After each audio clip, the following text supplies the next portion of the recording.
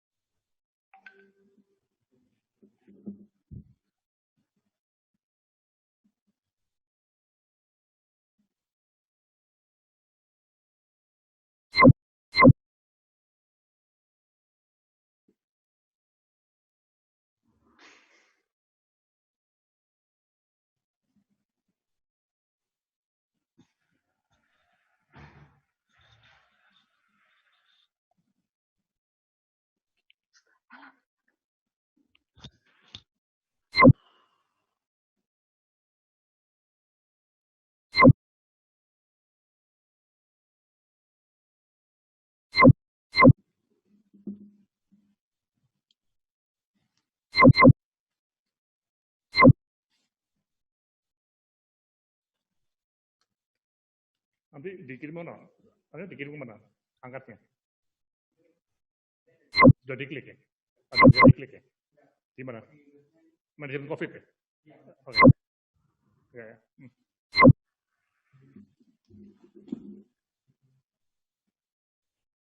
Oh, ya.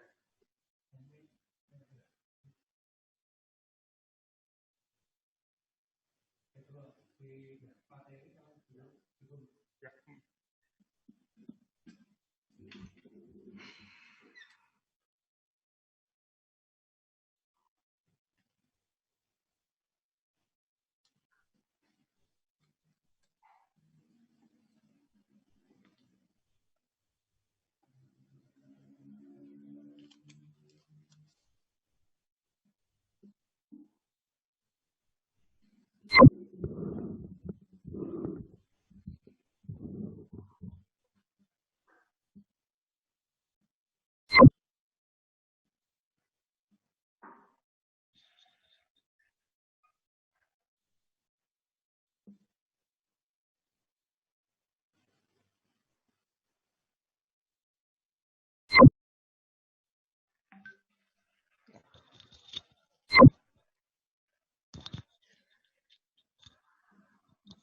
Selamat siang Bapak Ibu peserta webinar. Assalamualaikum warahmatullahi wabarakatuh.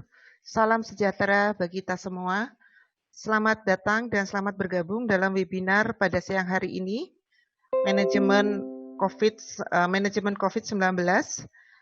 Untuk topik pada siang hari ini, kita akan membahas tentang learning organization dalam pandemi COVID-19 yang akan dipandu dengan moderator Dr. Lutfan Lusiardi.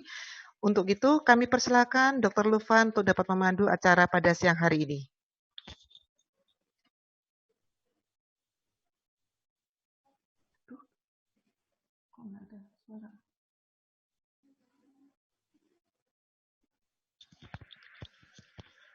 Halo, selamat siang, Pak Lutfan. Ya.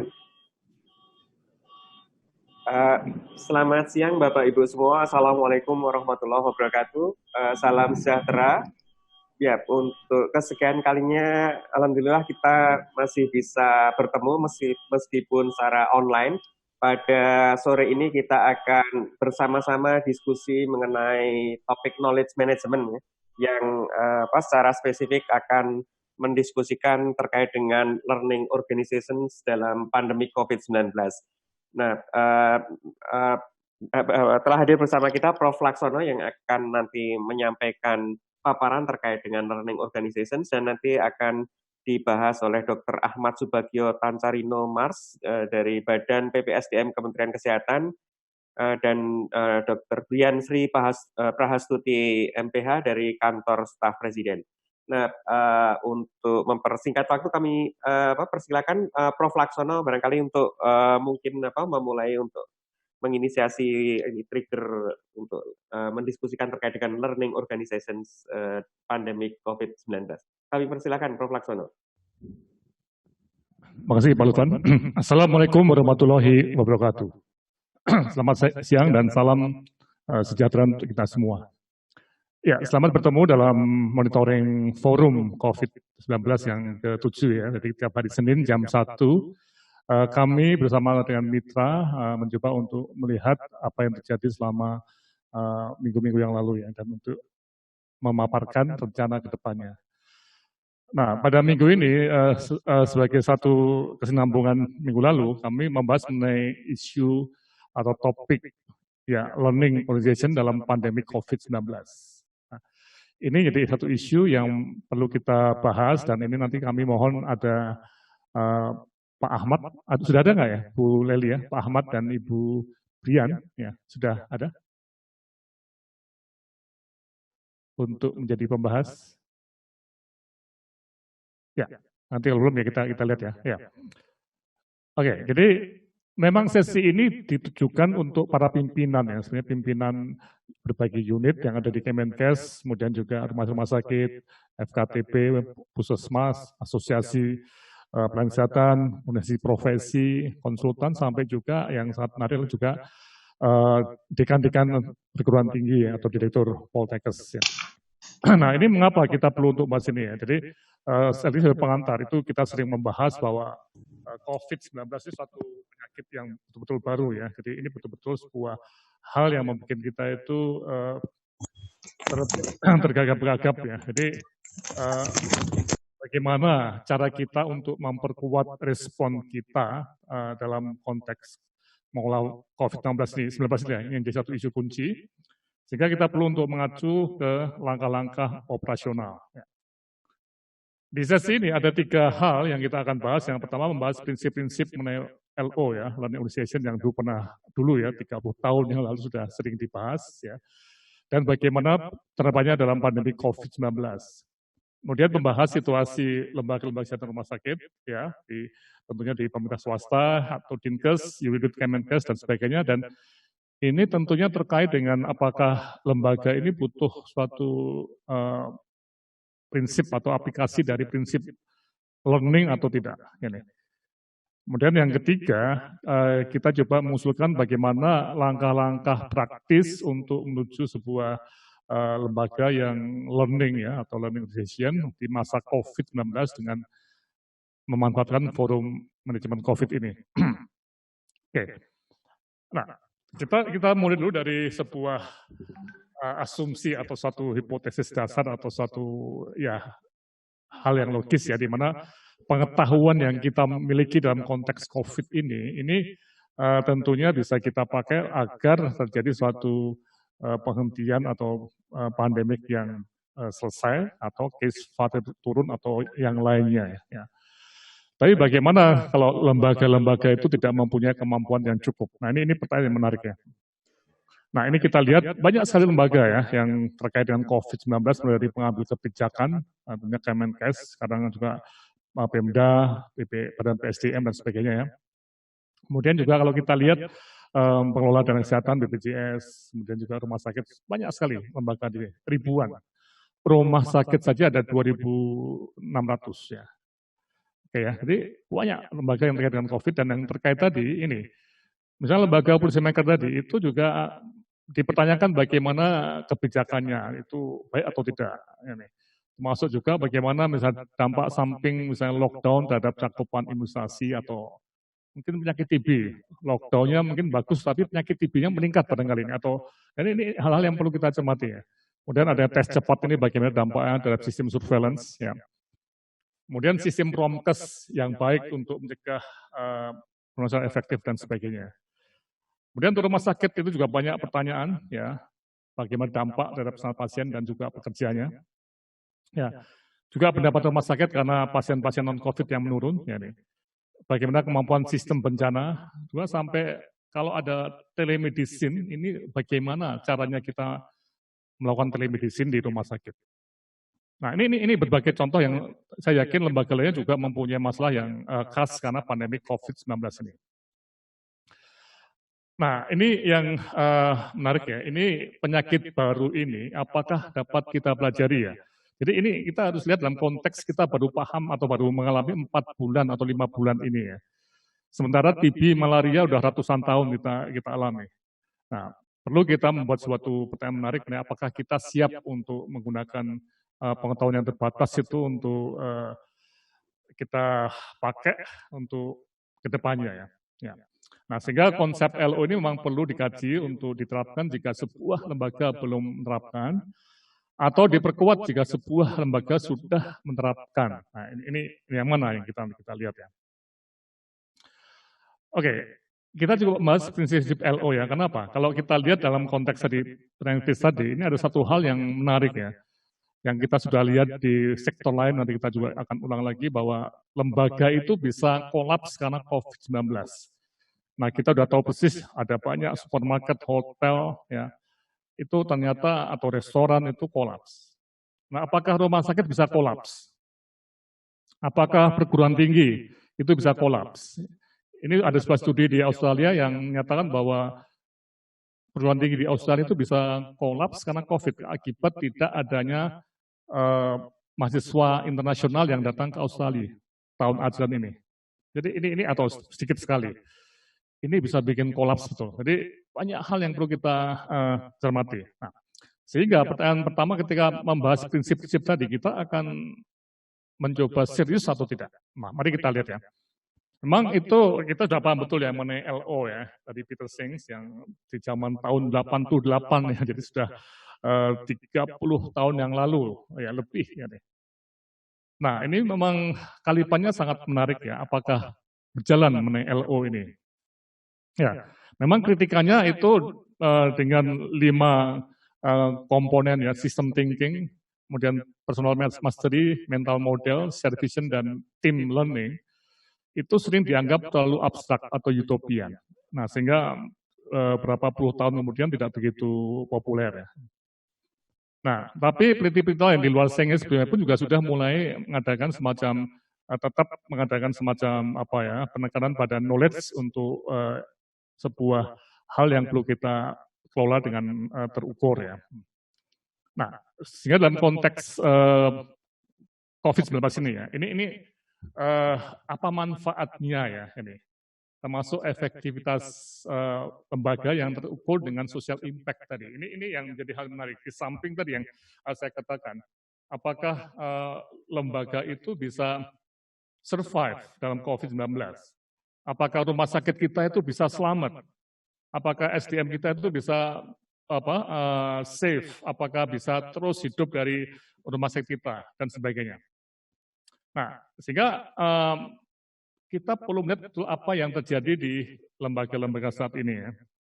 Nah, tadi setting untuk learning itu sebagai suatu sistem belajar sudah lama ada, tapi apakah kita bisa memanfaatkan? Nah, ini.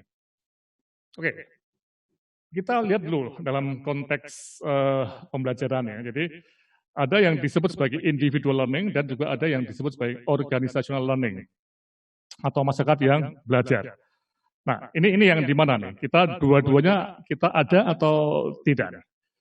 Oke, nah ini yang kita sebut sebagai individu belajar. Jadi sebuah sebutan di mana individu itu betul-betul semangat untuk meningkatkan pengetahuannya, bahkan ada long life learning ya. Tapi pertanyaan apakah learning individu tadi itu bisa menghasilkan social impact? Nah ini pertanyaan yang tidak begitu mudah dijawab, karena kalau kita lihat, menurut saya itu tidak mungkin ya. Untuk melawan pandemik ini itu tidak hanya individual learning, tapi juga learning oleh organisasi, gitu. Plus societal learning, jadi lengkap. Ya. Sehingga dalam konteks knowledge management kita perlu betul kembali pada bagaimana organisasi itu belajar. Ya. Jadi ini yang jadi satu isu kunci ya. Nah ini banyak ahli yang mengembangkan sebelum Senge ya mengenai bagaimana organizational learning ya dibalik ya, bukan LO tapi OL. Ya. Jadi bagaimana dari pengetahuan itu dapat action yang lebih baik prosesnya. Ya. Kemudian juga belajar dari masalah atau sejarah masa lalu untuk mempelajari ke depannya. Ya. Kemudian juga, nah nih, sharing mental model dan sebagainya. Jadi ini memang hal-hal yang tadi lagi sering dikritik abstrak ya, tapi banyak hal yang kita lihat dalam konteks sejarah bahwa memang lembaga yang mempunyai semangat pembelajaran itu yang bisa long life. Ya. Oke, nah sekarang bagaimana webinar di forum manajemen COVID ini? Nah, memang kita berusaha untuk masuk ke dua front tadi, ke arah individual learning, ya untuk berbagai profesi sudah kita kerjakan, mungkin saat sudah hampir 100 ya, 100 webinar ya. Dan di luar PKMK juga mungkin ada ratusan juga webinar, banyak sekali ya. Nah, kemudian juga kita mempunyai kursus online. Ini lebih ke arah bagaimana membawa lebih ke arah aplikasi di level organisasi. Nah, ya, tapi ini pun kursus juga bisa berhenti di level kelompok individu yang gagal membawa ke organisasi.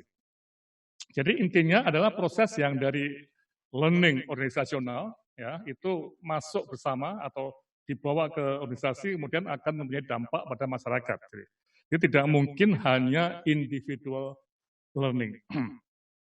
Nah ini tantangannya ya. Jadi saya akan mencoba melihat di sini tantangannya bagaimana sebuah lembaga itu bisa betul-betul mengumpulkan tadi apa yang kita sebut sebagai potensi ya. Jadi ini banyak individu-individu ya yang mungkin mereka mengikuti webinar di forum kita atau diskusi itu atas nama pribadi. Nah ini sekarang bagaimana membawa ini ke organisasi yang tentunya ada tadi ada macam-macam job ya, ada rumah sakit misalnya di sini ya. Ini ada klinisi, ya spesialis penyakit dalam, spesialis anestesi dan sebagainya. Ada laboran. Kemudian juga ada manajer, ada epidemiologis, ada promosi kesehatan rumah sakit dan sebagainya. Nah, pertanyaan besar adalah apakah ilmu-ilmu atau pengetahuan yang didapat oleh para individu tadi itu dapat masuk ke sebuah lembaga dan menjadi sebuah ilmu yang secara integrated, sinergi itu akan mempengaruhi efektivitas lembaga. Jadi kita poinnya di sini. Okay. Nah, sehingga ketika bicara mengenai lembaga tadi, itu kunci utama memang satu, leadership ya. Nah, jadi makanya sesi ini kami berharap banyak leader di berbagai lembaga untuk ikut ini ya. Jadi bagaimana leader lembaga itu entah rumah sakit, di rumah sakit atau kepala dinas atau dirjen di Kemenkes atau direktur di direktorat di Kemenkes atau LSM. Nah, inilah yang menjadi sebuah kunci. Apakah mereka bisa membawa berbagai pihak itu atau orang yang punya banyak pengetahuan itu dalam satu kesatuan di organisasinya. Ya. Jadi ini butuh kesadaran dari para pemimpin bahwa kalau kita tidak memahami mengenai COVID-19 ini, rumah sakit kita bisa kolaps, atau dinkes kita kurang berfungsi, atau Kemenkes tidak bisa maksimal. Nah, ini risiko, jadi yang harus dipahami oleh para pimpinan lembaga. Sehingga kami coba mengatakan ini dari suatu pendapat para ahli dari Forbes ya tentang sebuah development. Kita tidak hanya bicara mengenai research and development, tapi juga learning and development. Karena tidak semua lembaga pakai atau bikin riset, tapi semua lembaga itu bisa learning, bisa belajar. Jadi ada istilah learning and development. Nah, dalam konteks forum manajemen COVID-19 ini learning yang ada di webinar, di kursus online tadi, itu apakah bisa masuk ke organisasi secara lebih efektif? Ini bagaimana caranya? Nah, ini yang jadi satu isu kunci, sehingga kami mencoba untuk melihat ke langkah-langkah berbasis prinsip LO dalam pandemi COVID-19 ini. Nah, jadi di lembaga tadi, yang rapan tadi, itu mempunyai skill atau kemampuan untuk creating, menciptakan, acquiring, memperoleh, kemudian mentransfer knowledge, dan yang sangat penting tadi ini bisa memodifikasi perilaku-perilakunya ya untuk tadi selaras dengan pengetahuan dan pendalaman yang baru tadi. Nah ini menarik ya. Jadi bagaimana sekarang home care dalam COVID-19 di rumah sakit? Bagaimana dinas kesehatan melakukan tracing epidemiologis ini? dalam situasi yang social distance seperti ini. Ini banyak hal yang harus kita pelajari dari knowledge yang baru kita pahami selama 4 bulan terakhir ini. Jadi mohon ini bukan suatu pengetahuan yang sudah ratusan tahun, baru 4 bulan ini. Sehingga kalau sebuah lembaga itu gagap itu masuk akal. Ya. Tapi kita tidak boleh gagap terus ya, sehingga perlu ada semacam strategi ke depan untuk learning and development dan membawa organisasi kita ke suatu budaya learning and develop tadi yang tentunya supaya kita tidak kolaps. Jadi ini masa survival, masalah apa ya, ya bertahan pada lingkungan yang betul-betul hostile, betul-betul kejam seperti ini ya. Sekali lagi di swasta itu sudah banyak sekali yang kolaps ya, lembaga itu ya. Di pemerintah tidak kolaps tapi mungkin akan menderita ya. Oke, sehingga langkah awalnya itu memang ada suatu konsep yang kita perlu ada leaders ya. Dan perlu juga untuk sekelompok orang yang mau dan bergairah untuk mendapatkan pengetahuan baru dan menerapkannya tentang COVID-19 ini. Sehingga pertanyaan pentingnya di sini itu di lembaga Anda itu ada atau tidak ada. Nah, jika tidak ada, kegiatan itu akan berhenti di sini ya. Jika tidak bisa kita teruskan atau kalau belum ada, nanti kita akan adakan ya. Oke. Tapi niat ini ya, niat ini dari para pemimpinnya ini ya. Saya terus saja sedih kalau para pemimpin di lembaga itu melihat pengetahuan itu sebagai sesuatu, itu kan teori. Ya, kita enggak loh. Nah itu sudah kejadian ketika APD tadi ya, kejadian di APD itu saat teori harus begini-begini, tidak boleh seperti itu. Ya. Ketika kita tidak menggunakan teori mengenai APD, itu yang karena siapa? Kita sendiri, ya, kita mati sendiri. Jadi kita harus betul-betul memahami apa itu teori ya. Jadi saya sering 40 tahun saya berkecimpung di dalam bidang manajemen itu sering ada suatu kritikan itu kan teori Pak Lasno, kita lain kok di lapangan. Ya, ini menjadi satu isu kunci yang menarik ya. Oke. Nah, mengapa leadership dalam tim yang bersama itu dibutuhkan? Nah ini, kita perlu ada lingkungan belajar yang mendukung. Kemudian proses dan praktek pembelajaran yang nyata ya. Jadi kita tidak apa istilahnya itu utopian ya, tidak aneh-aneh ya. Dan nyatanya tadi apa? Kalau kita tidak belajar ya pendapatan kita turun atau rumah sakit kita juga bisa mati, ya kolaps ya. Nah itu real things betul ya. Kemudian juga ada leadership yang memperkuat pembelajaran. Jadi teman-teman itu di staffnya itu didorong untuk ikut proses pembelajaran. Nah, bagaimana langkah-langkah selanjutnya? Nah, ini yang kami coba untuk paparkan, yang langkah-langkah secara learning organization tadi, yaitu kita perlu melihat apa masalah yang disebabkan oleh COVID secara sistematis. Maaf, saya maju kurang kecil ya, kurang besar ya. Kemudian, bisa nggak kita adakan uji coba dengan pendekatan baru di luar kebiasaan, misal penggunaan telemedicine di rumah sakit. Ini bagaimana teknisnya nih, detail loh nih. Jadi, apakah kita akan telemedicine untuk ya ini penyakit-penyakit tertentu ini bagaimana caranya? Apakah juga untuk psikologi bisa demikian juga untuk mental health, home care dan sebagainya? Kemudian belajar di pengalaman masa lalu, termasuk mungkin Spanish flu di abad lalu misalnya, atau dari pengalaman SARS dan sebagainya ya. Tapi ini masih terbatas sekali. Ya. Nah, kemudian juga belajar dari pengalaman orang lain. Nah ini artinya mengikuti forum manajemen COVID dan berbagai forum lainnya banyak sekali. Ini cara untuk mencari pemahaman baru. Kemudian juga mentransfer. Nah ini bagaimana kita membentuk tim. Nah ini yang menjadi satu isu kunci ya. Apakah mungkin di sebuah lembaga itu ada sebuah tim untuk mereview atau mengelola pengetahuan tentang COVID ini yang terjadi mungkin epidemiologis di rumah sakit, klinisi, manajer, laporan, IT dan sebagainya. Itu kumpul untuk membantu direksi dalam konteks itu di bawah pemenang direktur utama ya, untuk mencari respon menghadapi COVID-19 yang kita tidak tahu kapan berhentinya. Oke. Jadi pertanyaan praktisnya, apakah individu itu ada di sini dan mau untuk mengembangkan? Ya. Mau harapannya ya. Apakah ini terjadi di lembaga Anda? Kita belum tahu. Ya. Kemudian apa yang kita lakukan di masa depan? Apakah kita akan melakukan pembahasan pengetahuan baru atau kita sebagai lembaga itu tidak terjadi pembahasan, jadi kita cuma diam saja, ya artinya pasrah gitu ya, tidak menggunakan mind atau akal kita untuk mencari solusi. Ini banyak sekali ini level lembaga ya. Ini bukan level di Kementerian Kesehatan yang besar ya, tapi rumah sakit, dinas-dinas, BPJS dan sebagainya. Oke. Nah, mungkin kita di rumah sakit perlu merevisi rencana tahun 2020 ini. Ini mungkin tidak hanya mungkin harusnya, termasuk mungkin merevisi renstra kita. Ya, kita mungkin perlu untuk merevisi dengan tepat, termasuk bagaimana proses pembelajarannya, dan mungkin kita pelajari apa yang disebut sebagai the new normal.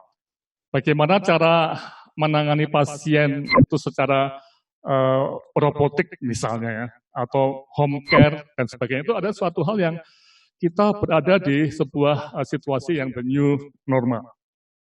Mari kita bahas, dan juga nanti ini minggu depan kita akan masuk learning and development di dalam organisasi dan tatanan normal yang baru mungkin, the new normal.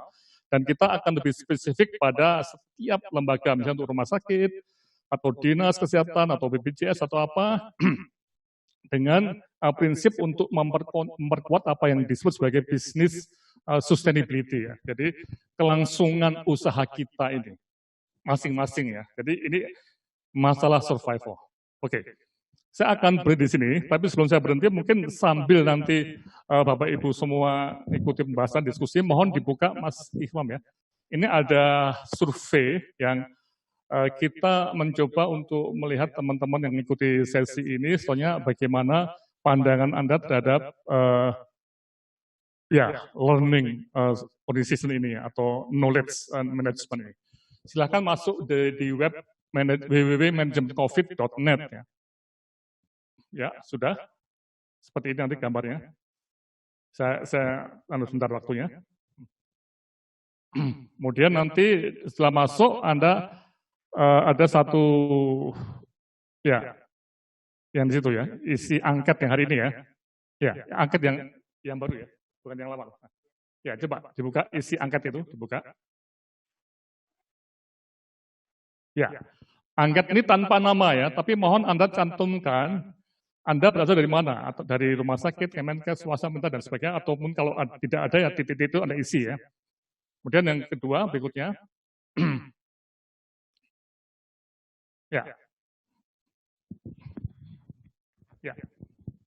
oke saya baca saja.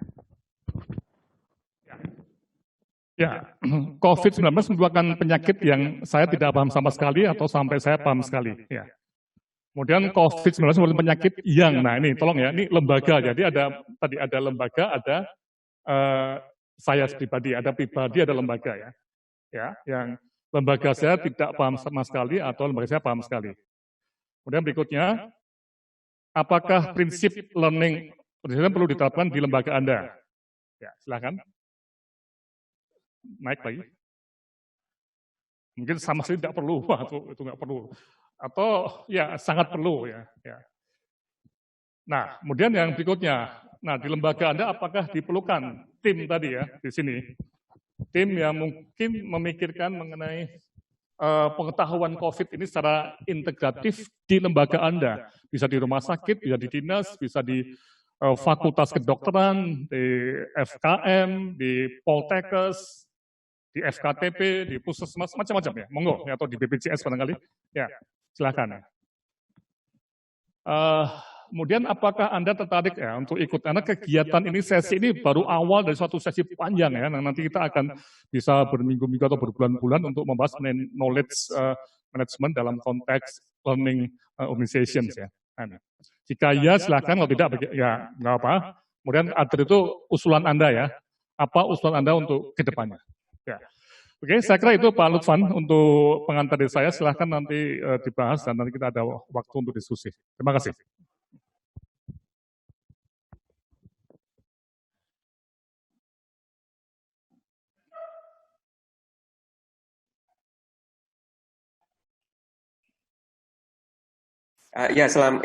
Terima kasih Prof. Laksono.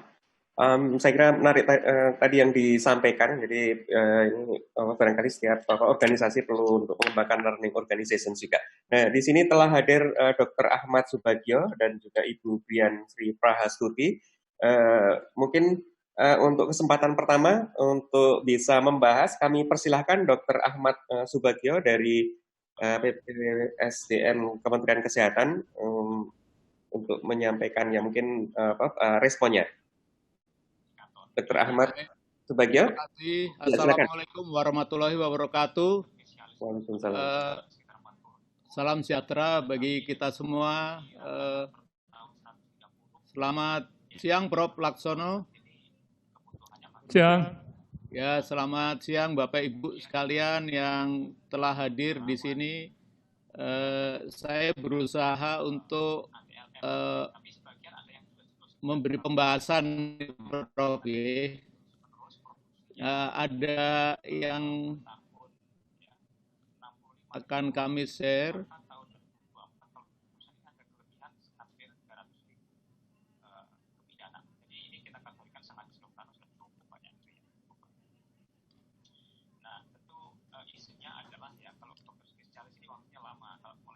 Apakah sudah terlihat? Ya, sudah kelihatan, Dok. Sudah kelihatan. Ya, baik. Saya mulai dengan knowledge management dan ASN Corporate University. Jadi karena saya dari Kementerian Kesehatan, saya memperkenalkan bahwa ASN itu diarahkan untuk membuat ASN Corporate University. Jadi sesuai dengan visi, misi, dan strategi nasional di Indonesia, ada desain yang sudah dibuat oleh LAN, Lembaga Administrasi Nasional, bahwa ASN Corporate University itu harus mempunyai sistem pembelajaran. Dan target audiennya itu adalah dari GPT Madya, Pratama, sampai jabatan fungsional. Nah, konten untuk pengembangannya tentunya sesuai dengan Undang-Undang ASN, bahwa seorang ASN harus kompeten dalam manajerial, sosiokultural, dan teknis. Nah, di sini pembelajarannya itu tidak murni klasikal lagi seperti zaman dahulu. Kalau zaman dulu kita dikat itu sifatnya klasikal. Kalau sekarang bisa dengan belajar mandiri, e-learning, atau belajar di kelas, belajar dari orang ke orang, atau dialog, atau membuat komunitas online. Nah, tata kelolanya direncanakan bahwa kalau seperti di Kementerian Kesehatan ini, yang menjadi Chief of Learning Officer-nya itu Sekjen. Kalau di daerah itu Sekda. Kementerian non-lembaga itu Sestama. Ya. Dan GPT Madya atau ini tingkat eselon 1 itu nanti berperan sebagai dekan. Nah, sementara yang lain ada nanti mentor, coach, pengajar, dan para pakar. Nah, untuk membentuk satu ASN Corporate University itu harus ada infrastruktur pembelajaran. Nah, salah satunya knowledge management. Jadi, di sana ada bagaimana karir, rencana pengembangan kompetensi, manajemen talenta, manajemen kinerja, teknologi informasi, learning community network. Nah, kemudian yang kita bahas hari ini knowledge management. Definisi dari corporate university dan ASN corporate university ini ada banyak kalau untuk korpu ini. Salah satunya dikatakan corporate university adalah entitas pendidikan yang berperan sebagai sarana strategis untuk mendukung organisasi induknya dalam mencapai misinya dengan menyelenggarakan kegiatan yang mendorong pengembangan pengetahuan, kearifan, pembelajaran individu, organisasi. Nah, kegiatan yang ada pada korpu berkaitan dengan strategi organisasi secara keseluruhan. Saya langsung ke definisi yang terakhir, itu ASN Corporate University. Adalah pendekatan pengembangan kompetensi pegawai ASN yang dilakukan secara menyeluruh dan selaras dengan kerangka perencanaan pembangunan nasional dan perencanaan strategis instansi pemerintah. Jadi ASN Corporate University ini berlaku terhadap semua ASN, bukan hanya di pemerintah pusat, tapi juga di Pemda. Termasuk kalau Bapak Ibu di sini banyak yang dari rumah sakit, bagian dari ASN juga, yang akan datang ini seyogyanya juga menjalankan corporate university. Nah, bagaimana transformasi yang tadinya training center menjadi corporate university, ini ada beberapa hal. Dari ruang lingkup, kalau training center itu sifatnya taktis, melaksanakan program pelatihan dan pengembangan yang ditetapkan oleh kebijakan, kalau corporate university itu sifatnya strategis, merespon kebutuhan pengembangan kompetensi sesuai tuntutan strategi organisasi. Jadi tergantung organisasinya. Kalau dinas kesehatan tentunya sesuai dengan tuntutan di Dinkes. Kalau rumah sakit sesuai dengan tuntutan di rumah sakit. Nah, tujuannya kalau di training center itu untuk meningkatkan kinerja individu saja. Sedangkan corporate university untuk meningkatkan kinerja individu, organisasi, untuk menarik dan mempertahankan talent, untuk mengembangkan dan meningkatkan pemahaman individu akan kultur organisasi. Fokusnya kalau training center itu individu terbatas untuk bereaksi pada masalah spesifik dalam kinerja individu, kalau Korpu itu bersifat organisasi, pendekatannya sistematis, komprehensif yang berkaitan dengan strategi organisasi. Pelatih pada training center biasanya pakar internal dan eksternal. Nah, kalau di Korpu, manajer organisasi dan pakar. Jadi manajer-manajer yang sudah banyak pengalaman di organisasi itu menjadi pelatih. Karena tacit knowledge atau knowledge yang dimpunyai mereka yang belum didokumentasikan biasanya, ini justru yang sangat penting dalam keseharian kita bekerja. Nah, tapi kita juga memerlukan kerjasama dengan perguruan tinggi atau pusat penelitian di era Korpu ini. Hasil akhir dari training center biasanya hanya meningkatkan kemampuan kerja individu. Sedangkan di corporate university ini meningkatkan kinerja organisasi. Itu bedanya. Nah, ini ada hubungannya nanti dengan model manajemen talenta ASN. Jadi, setiap ASN itu nanti akan dibuat semacam peta bagaimana kinerja dan potensi dari ASN itu. Dari situ akan ada talent pool. Kalau yang dia di posisi 9, umpama itu yang kinerjanya bagus, potensinya bagus, itu biasanya masuk dalam talent pool. Suatu waktu ada kebutuhan untuk suksesi pimpinan, mereka akan menjadi calon-calon. Nah, di situ pengembangannya kompetensi menggunakan ASN Corporate University. Untuk karir ada sekolah kader, ini di LAN. Kualifikasi biasanya kita lakukan dengan pendidikan. Nah, ini sifatnya bisa untuk instansi ataupun kebutuhan nasional. Kita tahu saat ini antar kementerian bisa mengikuti lelang jabatan untuk eselon 2, eselon 1. Nah, kompetensi ASN yang 3 ini ya, manajerial, teknis, sosiokultural ini, kita harus kelola.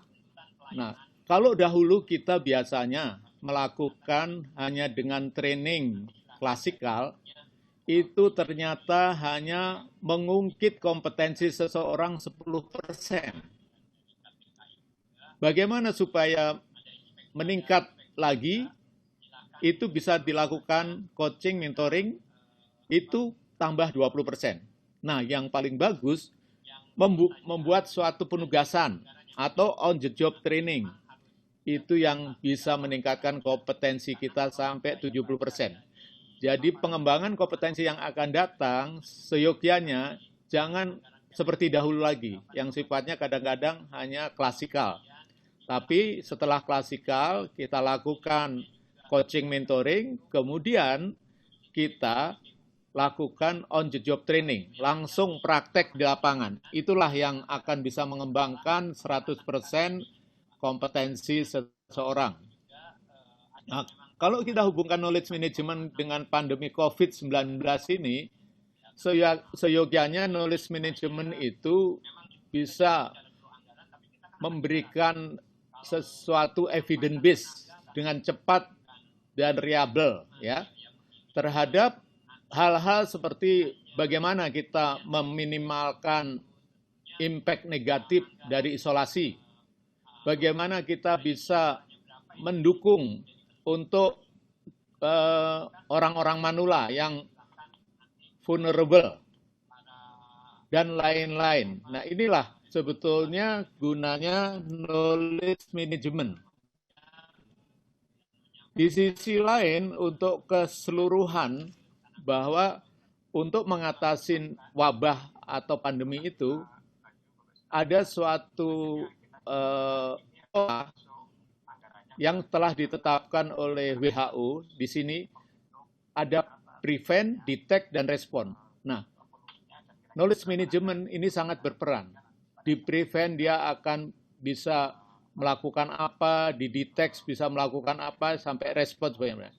Prevent ini salah satunya tentunya imunisasi, pencegahan penyakit zoonotik. Ini kita harus bekerja sama dengan Kementerian Pertanian. Kalau di detect, ini salah satunya penguatan tenaga atau SDM kesehatan. Nah, sampai mana kita menggunakan knowledge management untuk menguatkan SDM kesehatan agar kita sanggup menangani wabah itu dengan baik. Nah, kalau respon ini biasanya sudah di tingkat rumah sakit atau yang sudah sakit, bagaimana kita bisa melayani dengan baik, tentunya dengan evidence base. Yang seperti saat ini semua negara sedang mencari pola pengobatan yang paling baik, itu tentunya bagian dari knowledge management. Nah, di kesehatan kita harus bersiap dengan the next normal setelah COVID-19. Karena yang akan datang tidak akan sama lagi dengan yang lalu. Salah satunya ada paradigma yang harus diperhatikan tentang infrastruktur, geografi, dan setting dari pelayanan. Dari infrastruktur, rumah sakit harus lebih fleksibel mengalokasikan umpama ruangan-ruangannya sewaktu-waktu dijadikan untuk intensive care. Dan mungkin dan sudah saya lihat di beberapa rumah sakit mendedikasikan ruangan tertentu untuk pelayanan COVID dipisahkan. Sehingga untuk pelayanan non-COVID itu tidak tercampur. Hanya di sini ke depan jangan-jangan setiap pasien yang akan ke rumah sakit harus dites PCR dulu atau minimal rapid test. Karena dari situ akan semacam menjadi triase ya. Triase, oh ini pasien COVID, ini non-COVID. Nah, saat ini juga sudah terjadi akselerasi pelayanan yang online, offline yang diintegrasikan. Dan memang kita tidak mau dipaksa untuk melakukan pelayanan yang dulunya kelihatannya kita kurang manfaatkan. Telemedicine contohnya.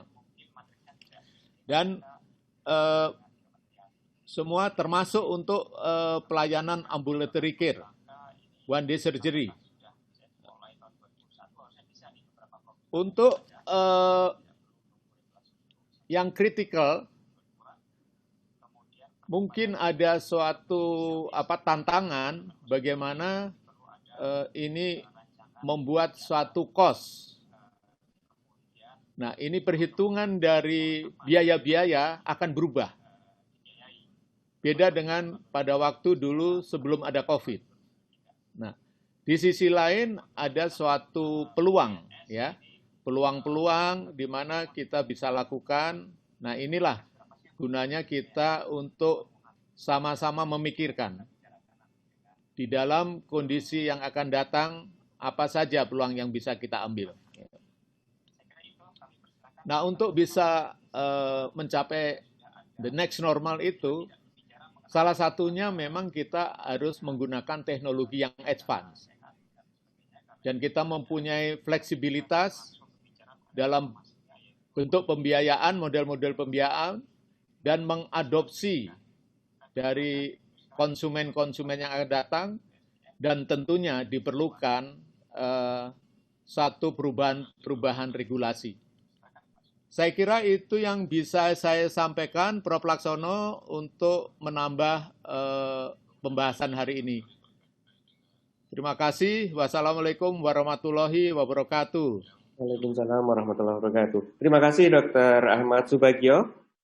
Ya, tadi disampaikan informasi yang sangat menarik ya, ada corporate university ASN dan juga untuk merespon the next normal. Kami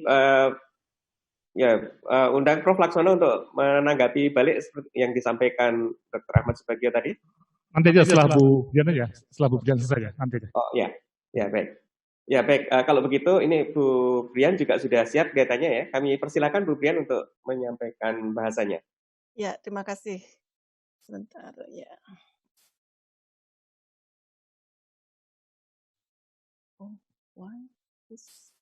Halo? Halo? Ya, sudah bisa kelihatan sudah bisa, Bu ya? Brian. Tinggal mungkin ya? di full screen. Oh, sebentar. Ya. Wait, I have to move this to here. Kalau pemantau waktunya kelihatan juga ya, Bu Brian ya? Nggak kelihatan kalau udah dipasang begini. Oh ya, kelihatan. Ya. 20 menit Bu Brian ya. Silakan. Ya. Terima kasih Prof. Laksono atas kesempatannya. Juga Pak Ahmad Subagio. Apa kabar Pak? Kepada Bapak Ibu sekalian, Assalamualaikum warahmatullahi wabarakatuh. Waalaikumsalam warahmatullahi wabarakatuh. Ya, saya akan masuk sedikit. Tadi mungkin pembahasan saya agak sedikit berbeda dengan yang disampaikan oleh Dr. Ahmad ya. Karena di sini saya mulai dari tujuan sesi yang disampaikan oleh Prof. Laksono. Kalau saya melihat tadi Prof. Laksono kan lebih melihat, karena ini konteksnya kan konteks penanganan COVID-19, pandemi COVID-19. Nah, sementara yang dilihat itu lebih ke lembaga-lembaga kesehatan. Nah, nanti saya akan bahas di sini bahwa pada saat kita berbicara pandemi COVID-19 itu sebetulnya kita tidak bisa hanya membatasi diri kita pada lembaga kesehatan saja, tetapi juga ada lembaga kebencanaan seperti BNPB. Belum lagi juga lembaga-lembaga lokal kemasyarakatan seperti RT, RW, Karang Taruna, dan sebagainya. Kemudian saya sepakat dengan yang disampaikan oleh Prof. Laksono bahwa pertanyaan kritikalnya kan tadi dikatakan apakah learning individual itu bisa memberikan social impact. Dikembalikan lagi pada tujuan yang scope yang akan kita bicarakan terkait dengan pandemik COVID-19 ini. Kalau Prof. Laksono menyampaikan tadi social impact-nya, misalnya indikatornya seperti pada umumnya yang orang bicarakan adalah bagaimana social impact ini berakhir pada pandemik betul-betul selesai atau case fatality rate yang menurun. Saya bahkan melihat ini ada kaitannya dengan new normal, atau kalau Dr. Ahmad tadi menyampaikan sebagai next normal adalah mungkin kita harus berpikir harus bernegosiasi ke impact yang kita harapkan itu tidak sampai pandemik itu berhenti, tetapi pada saat pertambahan kasus baru itu bisa terkendali. Nah, ini mungkin perlu dibicarakan lagi yang dikatakan terkendali itu seperti apa. Ya, kemudian tadi ada pertanyaan kritisnya kan, lagi-lagi di dalam konteks pandemik. Apakah dalam waktu yang singkat ini sebuah lembaga itu bisa melakukan pembelajaran karena penyakit ini baru? Saya melihat dari apa yang saya alami ataupun kami mengobservasi ya semenjak awal Januari, terutama adalah ketika kita mendatangkan mahasiswa kita dari Wuhan, kemudian di karantina di Pulau Natuna. Nah, Di sana kita melihat bahwa sebetulnya bagaimana kita bisa merespon, sebuah lembaga itu bisa merespon dari apa yang saya amati sangat tergantung dari seberapa gawat dan darurat masalah yang kita hadapi. Dan juga konsekuensi yang dihadapi oleh organisasi. Dan ini konsekuensi ini bisa dilihat dari kompleksitasnya.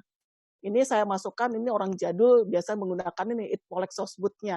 Apakah kompleksitas itu ada konsekuensi ideologi, politik, ekonomi, sosial, dan budaya, dan dampak jangka panjangnya.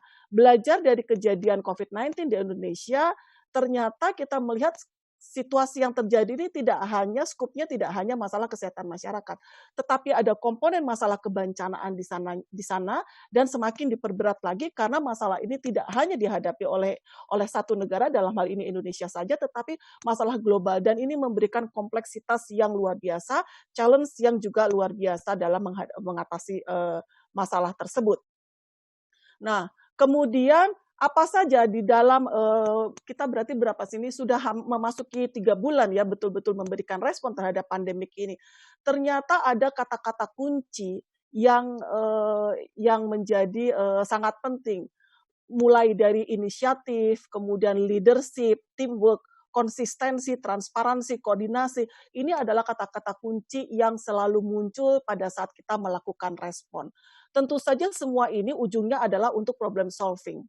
Nah, di dalam problem solving ini menarik apa yang kita alami selama ini, karena ternyata pada saat pemecahan masalah ini kita tidak bisa memecahkan masalah dengan cara yang biasa. Diperlukan sebuah terobosan, pemikiran yang tidak biasa, yang out of the box, dengan pemikiran-pemikiran yang lateral, yang lagi-lagi yang tidak biasa. Dan konsekuensi yang juga mungkin dihadapi adalah pada saat problem solving ini, akhirnya ada pilihan yang sifatnya trial and error, kemudian ada isu inkoordinasi di dalamnya, kekacauan, dan bahkan juga menimbulkan berbagai macam konflik.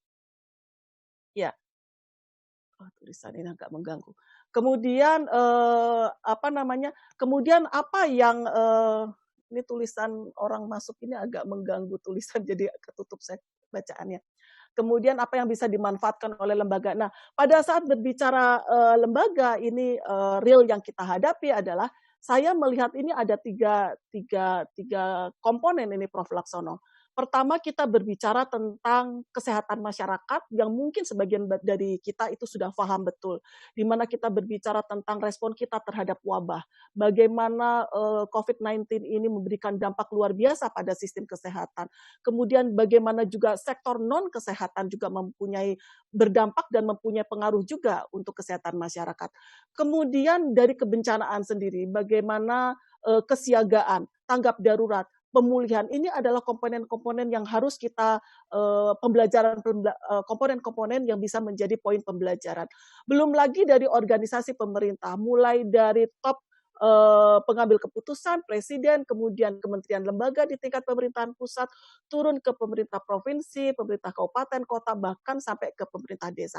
Dan tidak lepas dari itu justru masyarakat sipil juga menjadi bagian penting yang bisa belajar dari masalah ini. Baik itu masyarakat sipil sebagai individu maupun masyarakat sipil yang sudah terorganisasi, juga termasuk di sini adalah komponen memungkinkan juga komponen private sector juga akan belajar banyak dari pandemik COVID-19 yang kita hadapi saat ini. Ya, ini kenapa nggak bisa? Ya. Kemudian yang berikutnya terkait dengan langkah-langkah ini, Prof. Laksono, dari apa yang saya amati, saya nggak tahu bagaimana mengorganisir ini, tetapi tampaknya langkah pembelajaran yang kita hadapi, ini kalau saya berbicara ini kan ruang lingkupnya agak-agak unik ya, Prof. Laksono ya, karena saya mewakili kantor staf presiden, di mana kantor staf presiden ini sebagai lembaga sifatnya adalah sifatnya adalah ad hoc. Kemudian sesuai dengan Kepres, fungsi kita sebetulnya agak-agak unik karena kami mempunyai tupoksi untuk mengawal prioritas nasional, kemudian mengidentifikasi jika terjadi bottleneck dalam mencapai prioritas nasional itu, dan melakukan langkah-langkah untuk de-bottlenecking, dan kemudian melakukan komunikasi politik dan komunikasi publik terkait hal tersebut. Nah, terkait dengan pandemik COVID-19 ini, maka saya lihat pentahapan yang terjadi adalah, pertama adalah adanya kesadaran atas kejadian di luar organisasi yang mungkin akan berpengaruh terhadap organisasi. Kesadaran ini tidak cukup, kemudian akan ada, bila ada dorongan dari lembaga di luar yang kredibel kepada organisasi, kepada kita untuk merespon, ini akan menjadi penguat, dan kemudian ditambah lagi dengan kebutuhan organisasi untuk mengatasi. Diawali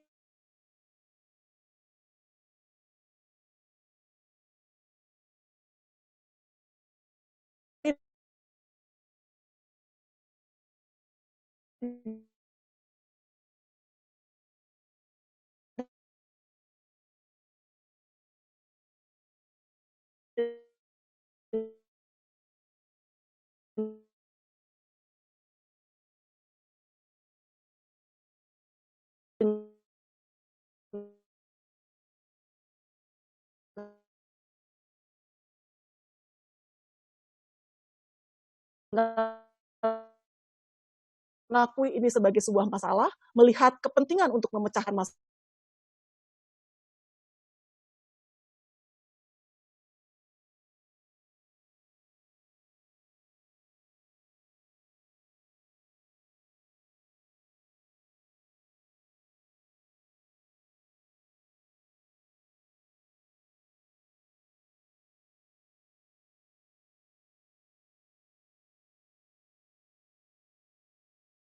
Halo, bisa? Ya, maaf tadi keputus ya. Jadi tadi setelah dilakukan terjadi aksi, kemudian sehingga yang ingin saya sampaikan di sini adalah proses belajar ternyata terjadi tidak begitu saja, tetapi setelah rangkaian proses sebelumnya.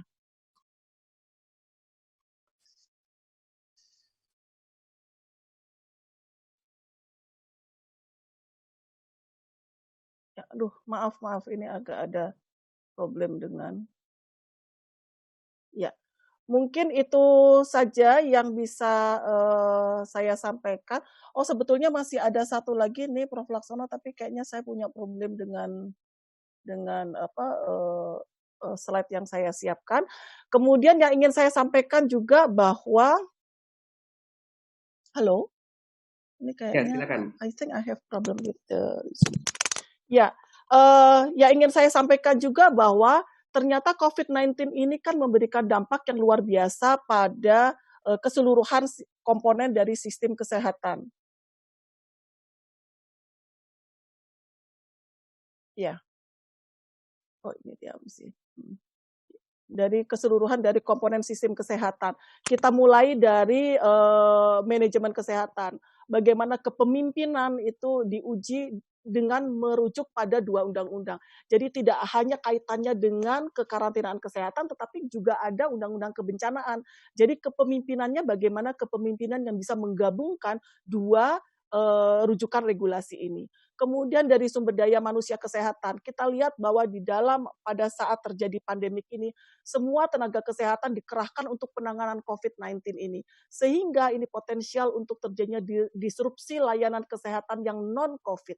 Dan ini bisa jadi ke depan akan semakin tampak disrupsinya. Kedua, komponen untuk farmasi, alkes, dan makanan. Ini pengalaman yang kita hadapi juga ternyata banyak kendala tidak mudah kita atasi karena terjadi stock out tidak hanya di Indonesia tetapi juga stock out di luar. Kemudian dengan ada terjadi juga global competition dengan negara-negara yang lain untuk mendapatkan alat obat maupun alat kesehatan. Kemudian yang berikutnya adalah komponen litbang misalnya. Ini juga dengan adanya pandemik ini kemudian didorong litbang untuk bisa adanya temuan-temuan pengembangan alat bahan untuk deteksi obat dan pendukungnya, kemudian alat kesehatan yang lain dan vaksin. Kemudian belum lagi untuk komponen pemberdayaan masyarakat. di mana di sini kita lihat bagaimana relawan, bagaimana kita bisa melibatkan relawan, bagaimana pencegahan dan penanganan yang berbasis masyarakat. Tadi Prof. Laksono sudah menyampaikan, ini tantangan juga bagaimana promosi kesehatan bisa belajar juga bagaimana strategi untuk mengkomunikasikan tentang COVID-19 ini. Kata kuncinya kan bagaimana pesan disampaikan membuat orang tahu resikonya, tetapi tidak ketakutan, dan perubahan perilaku itu tetap terjadi. Di sisi pembiayaan kesehatan misalnya, dengan kondisi seperti ini, pertanyaannya adalah bagaimana dengan peranan puskesmas untuk memanfaatkan dana kapitasi, terutama untuk preventif dan promotif. Ini sampai sekarang kita belum mendengar hal ini, tidak tahu pembelajarannya seperti apa. Kemudian untuk upaya kesehatan juga tentang kapasitas untuk melakukan testing, tracing, isolasi. Pagi tadi Bapak Presiden mengatakan kita masih punya PR besar untuk testing karena target 10.000 per hari itu masih belum bisa kita penuhi, baik dari sisi kapasitas maupun untuk menjangkau spesimennya. Kemudian treatment karena ini virus baru, tata kelola kasusnya juga belum baku. Kemudian bagaimana telemedicine ini dalam situasi seperti ini, bagaimana telemedicine kemudian bisa diperkuat dan difasilitasi. Ya, demikian saja yang bisa saya sampaikan terkait dengan respon saya terkait dengan inisiatif untuk learning organization dalam penanganan COVID-19. Terima kasih banyak. Assalamualaikum warahmatullahi wabarakatuh.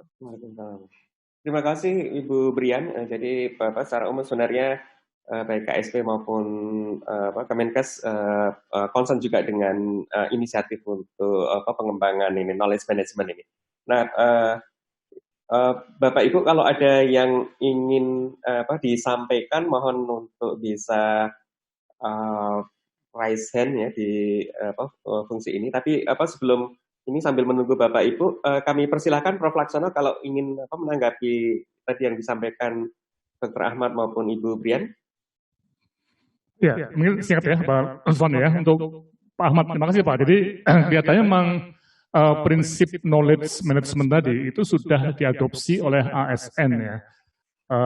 Ini menarik. Jadi artinya COVID ini akan memacu atau memicu mereaktivasi hal-hal yang harusnya aktif tadi Pak.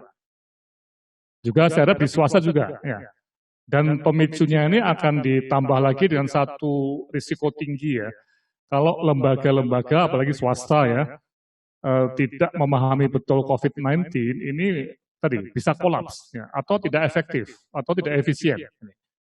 Ini menarik ya. Jadi masa survival yang sudah oleh Pak Ahmad katakan bahwa ANS sudah disiapkan.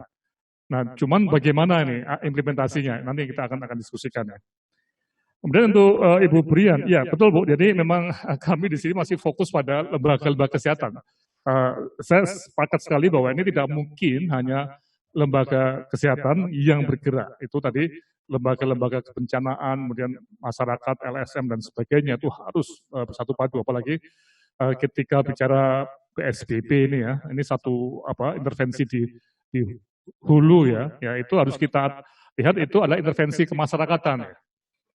Orang-orang kesehatan teknis apalagi rumah sakit itu sebenarnya suatu metaforanya itu suatu masyarakat di hilir ya yang harus siap untuk menghadapi kalau terjadi kebobolan di hulunya. Dan tadi Bu Brian juga menekankan mengenai leadership. Ya. Jadi ini satu hal yang memang saya berharap saya pribadi dan juga teman-teman di UGM itu mulai minggu ini kita tolong teman-teman yang menjadi direktur rumah sakit, yang menjadi kepala dinas kesehatan, yang menjadi kepala cabang BPJS atau divisi regional atau yang menjadi dekan atau itu tolong melihat bahwa situasi tadi seperti apa yang dikatakan oleh Ibu Brian ya. Ini sesuatu yang tidak pasti dan kita belum tahu sampai kapan berlangsung dan tadi ada istilah-istilah yang kita seperti cacar ya. Sorry, bukan cacar ya. Yang bisa kita berantas ya, tapi ada penyakit yang tidak bisa kita berantas total tapi bisa kita kendalikan ya. Nah, ini butuh knowledge betul. Jadi, mohon jangan sampai mengacuhkan proses belajar ini ya. Karena jangan-jangan nanti yang ikut webinar itu hanya yang rendah-rendah pangkatnya misalnya atau yang muda-muda ya. Saya ingat betul teman saya yang di Akmil, dia udah pensiun sekarang ya. Dia bilang di militer itu kalau komandan atau calon komandan tidak ikut training, tidak ikut tes macam-macam itu ya jangan harap jadi jenderal ya. Tapi di sipil itu kesan saya itu seperti knowledge atau training atau macam-macam itu adalah kerjaannya bawahan, direktur tidak perlu. Nah ini yang harus kita coba pindahkan ya. Oke, terima kasih Bu Brian atas komentarnya. Saya kira ini Pak Lusvan, saya kembalikan ke Pak Lusvan untuk terima kasih Prof. Laksono. Ini sudah ada beberapa yang ingin bertanya. Ini kami persilakan Pak Santoso Aji, terus kemudian setelah itu Bu Mewita. Pak Santoso, silakan. Terima kasih kepada Prof. Laksono dan para narasumber Pak Ahmad Subagio dan Bu Brian. Mungkin ada satu hal yang mungkin perlu saya sampaikan ya, catatan saya dari pendekatan yang disampaikan dari Pak Laksono juga. Kalau kita melihat pelaku kesehatan ya, pelaku di dalam sebuah proses masyarakat, kami ini ada 3 komponen yang bekerja ya. Ada negara, ada masyarakat, dan ada pasar. Nah, di season ini tadi Pak Laksono baru membahas soal bagaimana mekanisme terjadi pada negara dan bagaimana pada masyarakat. Tapi pasarnya bagaimana? Real kita berada di pasar kesehatan sekarang ini. Contohnya aja pasar yang tidak bisa dikendalikan, jadi negara bisa dikendalikan, masyarakat relatif mungkin bisa dikendalikan lewat negara, meskipun dalam konteks ya masih banyak masyarakat yang sulit dikendalikan, termasuk bias pemahaman tentang COVID yang masih belum sama. Jadi hampir semua, contoh kasus saja di daerah saya, di Gunung Kidul itu hampir semua orang yang meninggal itu di-COVID-kan pemakamannya. Jadi ini yang kelihatannya pemahaman yang masih bias, jadi orang jelas meninggal di rumah sakit karena penyakit tertentu. Oleh masyarakat ditolak pemakamannya karena harus dengan protokol COVID. Contohnya di masyarakat yang paling parah adalah pasar.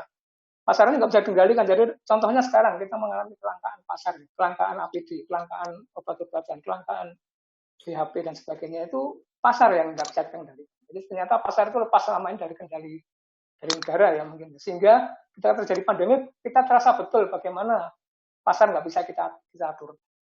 Tiba-tiba masker langka, semua masker langka. Tiba-tiba semua alkohol langka, hand sanitizer langka. Yang terkait dengan proteksi untuk COVID ini menjadi langka semua. Dan kalau ada menjadi sangat mahal. Nah ini sesuatu yang saya pikir harus diantisipasi ke depan, bagaimana pasar ini tetap harus dikendalikan oleh negara dalam saat tertentu. Mungkin itu Pak Laksono bagaimana memasukkan komponen pasar dalam pembahasan ini. Terima kasih Pak Laksono dan teman-teman pembicara yang lain. Mohon tanggapan. Langsung Pak Laksono ya? Iya. Langsung Pak.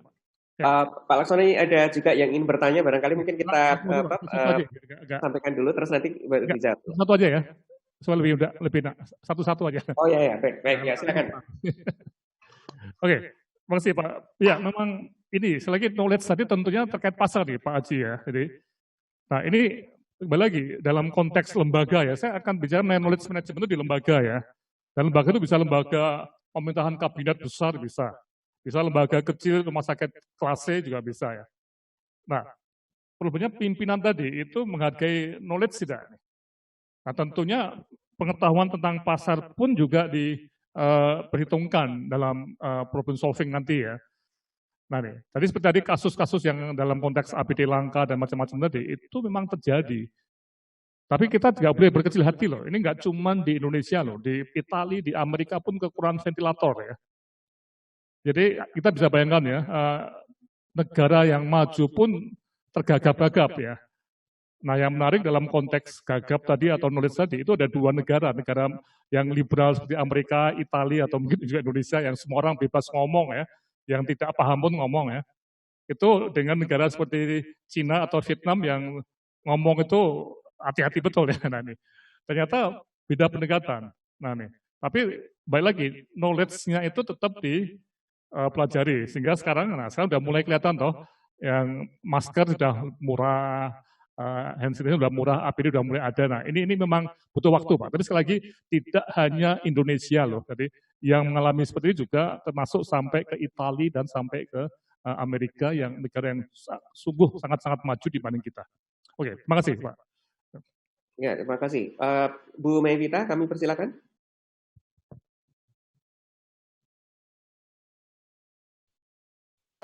Pak, oke.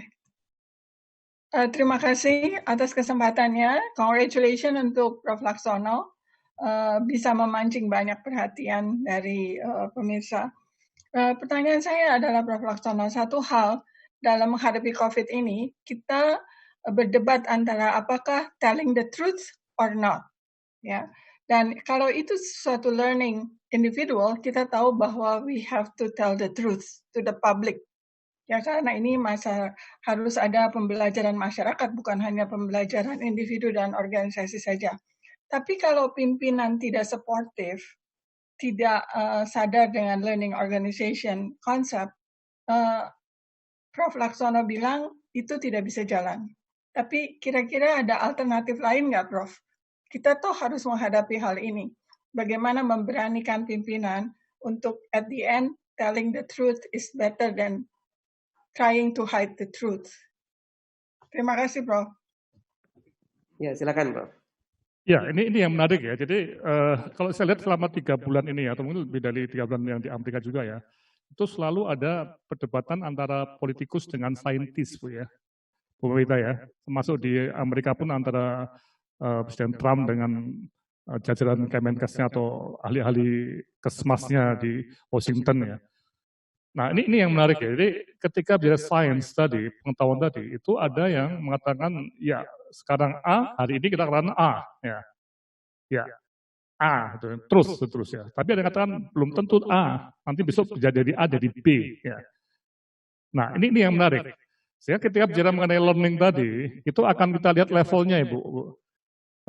Jadi kembali pada konsep yang saya sampaikan tadi ini, kita akan lihat kalau kita sebagai peneliti di sebuah laboratorium, ya kita seperti ini katakan A hari ini, besok jadi B, kita akan B ya. Tapi mungkin seorang pemimpin di lembaga pemerintahan yang ada banyak politiknya, dia tidak hanya melihat terus dari satu sains saja, misalnya epidemiologi atau dari medik, tapi juga terus dari safety, dari political issue dan sebagainya. Nah, sekarang pertanyaan menarik, kapan the truth itu akan bisa menjadi the truth betul sesuai dengan keinginan bangsa ya. Nah, mungkin nanti yang akan bisa menjawab historian ya, ahli sejarah Bu Mewita ya. Apa betul keputusan untuk tidak the truth pada awal-awal supaya tidak ada kepanikan misalnya seperti ini. Tentunya akan ada korban berapa ratus orang atau berapa puluh orang misalnya seperti itu ya. Atau kalau kita tidak siap lockdown, menghadapi TB ya, Bu Mewita dulu pernah aktif di TB juga ya. Saya nggak tahu Bu, sekarang TB itu bisa meningkat pesat nggak karena ada lockdown ini. TB ya, di kampung-kampung itu ya. Atau imunisasi kita itu akan jadi turun. Ya. Jadi apakah lockdown itu atau PSBB itu perlu dipersiapkan dengan matang atau pokoknya hari ini, minggu pertama, kedua itu kita harus lockdown semua. Nah, ini memang sesuatu yang kita semua belajar ya. Nah cuman tadi kembali lagi pada konteks negara ya Bu. Ketika negara itu ada di negara liberal kayak Amerika Serikat atau mungkin Indonesia juga cukup liberal ya, itu menjadi isu politik ini, terusnya ini. Tapi di Vietnam, di Cina tidak ada oposisi ya, hanya single party. Ya mereka akan katakan ya ini terus dari pemerintah titik, nggak usah ribut dulu ya. Nanti akan kita lihat benar apa salah. Kita itu pemerintahnya itu. Nah ini Bu Mewita ya. Jadi saya melihat ada sesuatu yang tidak absolut lah ya, tapi nanti histori sejarah yang akan menjadi judge, menjadi hakim dari keputusan kita ya. Tapi sekali lagi keputusan itu bisa salah, bisa benar, tapi yang kita harapkan prosesnya itu yang berjalan tadi, proses knowledge base-nya tadi Bu. Begitu Bu ya. Mungkin agak susah Menarik Prof, menarik. Tapi paham Bu saya Bu ya. Ya tapi saya lihat juga di kerangkanya sebetulnya Prof. Laksono memasukkan juga pembelajaran masyarakat. Jadi mungkin dengan waktu kalau pembelajaran masyarakatnya juga bisa ditingkatkan lewat komunikasi, risk communication dan lain-lain, sebetulnya menurut saya bisa ya. Kita bisa lebih berani, lebih terbuka lah gitu. Betul, tapi tadi aspek politik tinggi tadi Bu, ya Bu Beta ya. Ketika societal learning tadi berjalan, masyarakat itu belajar tadi, kita hidup dalam situasi yang politik kita itu lain dengan di Cina atau di Vietnam. Paham Bu ya? Ibu lama di Amerika ya, ini Bu Mita ya. Paham betul antara Demokrat sama Republik, pokoknya Demokrat A, Republik berusaha menjadi X ya. Itu ya Bu ya. Jadi, nah ini yang jadi apa ya, gaduh betul Bu ya. Nah ini, tapi di Vietnam sama Cina mereka silent operation betul. Nggak tahu mereka sembunyikan atau tidak. Bahkan Vietnam pun dituduh oleh beberapa lembaga itu menyembunyikan data ya Bu, paham ya? Ya. Cuman the other side of that, yang mereka punya cara sendiri untuk menangani tadi Bu. Jangan-jangan seperti itu. Kita nggak tahu. Ya, makanya sejarah nanti yang akan historian yang akan menyatakan sesuatu mungkin the next 5 to 10 years dari sekarang. Ya, makasih. Ya, terima kasih Pak Laksono. Ini kelihatannya tadi juga sekaligus menjawab pertanyaan dari Pak Ari Waluyo yang terkait dengan risk communications ya untuk apa yang masyarakat tadi yang telling the truth. Atau ini mungkin ada yang ingin ditambahkan untuk Pak Ari Waluyo ini, Pak Laksono. Jadi strategi komunikasi ke masyarakat ya, apakah yang apa? Ya, betul Pak. Jadi ini yang menarik Pak. Strategi komunikasi ini di dunia media yang ada media lama yang seperti cetak atau TV yang lama dengan media sosial yang baru yang ada banyak sekali cara ya, itu waduh gaduh betul Pak. Kita bisa melihat juga bahkan pakar yang seperti Prof. Amin pun bisa kalah dengan seorang selebritis yang ngomong mengenai virus Pak nih. Paham saya? Yang di follow oleh jutaan orang Pak. Jadi kita berada di satu era komunikasi yang sangat sulit ini. Nah, bagaimana learning kita? Nah, ini yang jadi satu yang menarik ya. Jadi para pemimpin di lembaga-lembaga yang juga terkait proses komunikasi ini, saya lihat di sini ada Pak Rizkiana juga dari Kemenkes ya. Ini Pak Rizky bertanggung jawab untuk promosi kesehatan ya di Kemenkes Pak ya. Ini juga, wah, saya yakin gagap juga Pak. Berat juga Pak untuk menangani seperti ini. Ini nggak mudah Pak. Nah, tapi kita harus mengakui bahwa kita tuh gagap, terus sangat jasa. Berapa minggu, berapa awal-awal hari di masa COVID itu mulai di Indonesia, saya ditanya banyak wartawan. Jawabannya selalu satu, saya bukan ahli COVID. Saya nggak berani menjawab. Kalau mau jawab mungkin teman saya yang lebih bisa ya. Paham ya? Jadi kita nggak punya knowledge cukup. Kita baru berapa minggu, berapa bulan memahami COVID, ini harus ngomong sesuatu yang menyangkut nyawa manusia. Ini serem betul. Coba tanya teman-teman di spesialis, bulan isi saya seorang spesialis anak infeksi, juga grogi betul, pada awal-awal juga bingung juga. Teman-teman di pulmonologi juga mau pakai kina atau bukan, mau pakai apa lagi, itu semua dalam satu situasi yang sangat-sangat dinamis. Begitu Pak Rusman.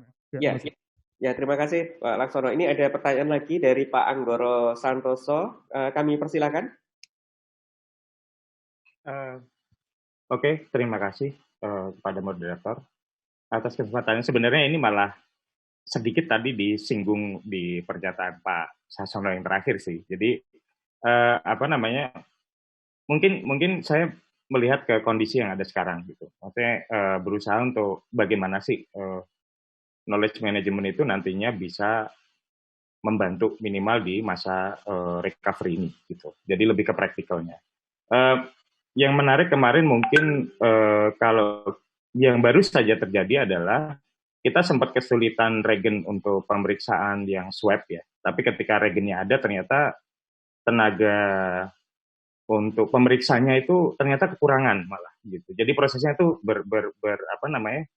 menjadi lambat kembali di situ. Nah ini saya pikir sih ini sangat kasus yang praktis sekali ketika memang tidak ada mekanisme untuk mendistribusikan si pengetahuan yang ada itu gitu. Jadi akhirnya melalui proses konvensional kembali yang Presiden akhirnya koordinasi kementerian, koordinasi dengan ID, melakukan training dan lain sebagainya. Padahal mungkin kalau misalkan dirunut resiko itu mungkin bisa diprediksi dari awal. Jadi mungkin menarik juga kalau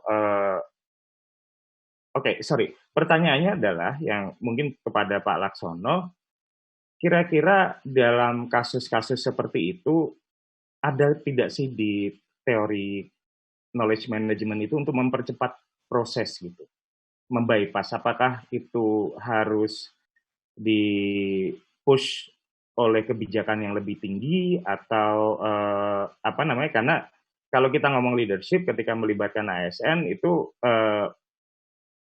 mungkin selalu kelemahan ketika kita ngomong knowledge management adalah selalu ada rotasi pejabat yang tidak mendukung keberlanjutan dari program-program yang sudah dicanangkan sebelumnya misalkan. Nah, dalam konteks ini apakah ada resep, ada secara teori bagaimana bisa mempush proses-proses seperti ini supaya bisa lebih cepat? Itu yang pertama. Terus yang kedua, mungkin kepada Bu Brian, karena saya sering melihat Ibu di ngobrol ya karena emang banyak di BNPB ya Bu ya. Mungkin menyorot juga ke kasus yang terjadi akhir-akhir ini ketika ada banyak miskomunikasi antar lembaga di mana ketika sudah disepakati bahwa ujung tombak koordinasi di lapangan itu BNPB dan ternyata ada beberapa pernyataan pejabat yang yang mungkin akhirnya diluruskan tapi sempat memperlemah beredarnya informasi-informasi yang ada di masyarakat. Nah, seperti itu. Apakah ini juga menunjukkan, maksudnya ini menjadi pembelajaran yang sangat berharga sekali sih kalau kita memang secara knowledge management sendiri pun masih banyak ketidaksiapan di political economy yang ada di pemerintah pusat, seperti itu. Kira-kira menurut Ibu sendiri tanggapannya seperti apa? Apakah terus mungkin ada strategi dari BNPB sendiri yang Ibu tahu untuk di masa mendatang itu bisa memperkecil resiko-resiko miskoordinasi seperti ini? Itu saja mungkin. Terima kasih. Ya, barangkali Prof. Laksono dulu, kami silakan. Ya, Pak Anggur, dari mana Pak? Saya lupa. Pak Anggur. Gimana Pak? Dari mana? Kerja di mana? Saya lupa Pak Anggur. Oh, saya di KSI Pak. Oh iya, makanya saya. Ya. Betul Pak. Ini memang masalah pengetahuan betul Pak. Jadi mempercepat tadi ya pengetahuan ya. Betul. Ya. Jadi saya memang belum pernah baca bagaimana mempercepatkan. Jadi gini ya. Contoh aja untuk TB ya yang sudah ratusan tahun aja ya. Kita ketahui itu ternyata sampai sekarang pun masih betul ya Pak ya. Masih banyak penyakit TB yang ada di orang yang sakit TB di Indonesia loh Pak. Benar ya? Untuk TB juga dengue.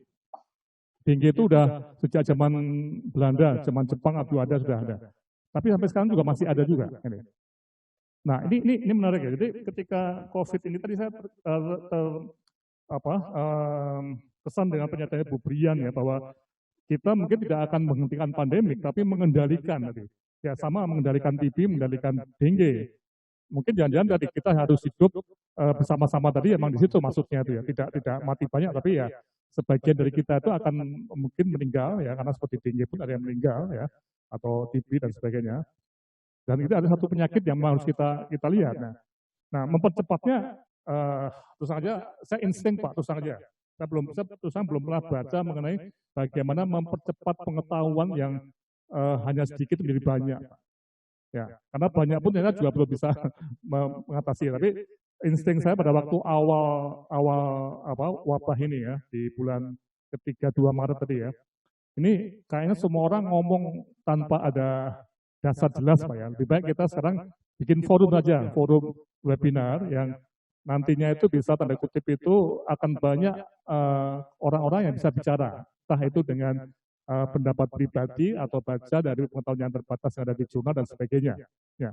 Nah ternyata bersambut. Ya. Dan ini yang nanti akan secara alamiah itu akan membuat mereka-mereka yang bicaranya dan tanda kutip ya tanpa berbasis knowledge yang benar itu akan tersingkir. Karena orang akan capek mendengarkan orang yang ngomong nggak ada efeknya atau buktinya ya. Sementara ahli-ahli lain yang bicara itu dengan dasar knowledge yang benar dan semakin dia belajar juga semakin baik itu akan terus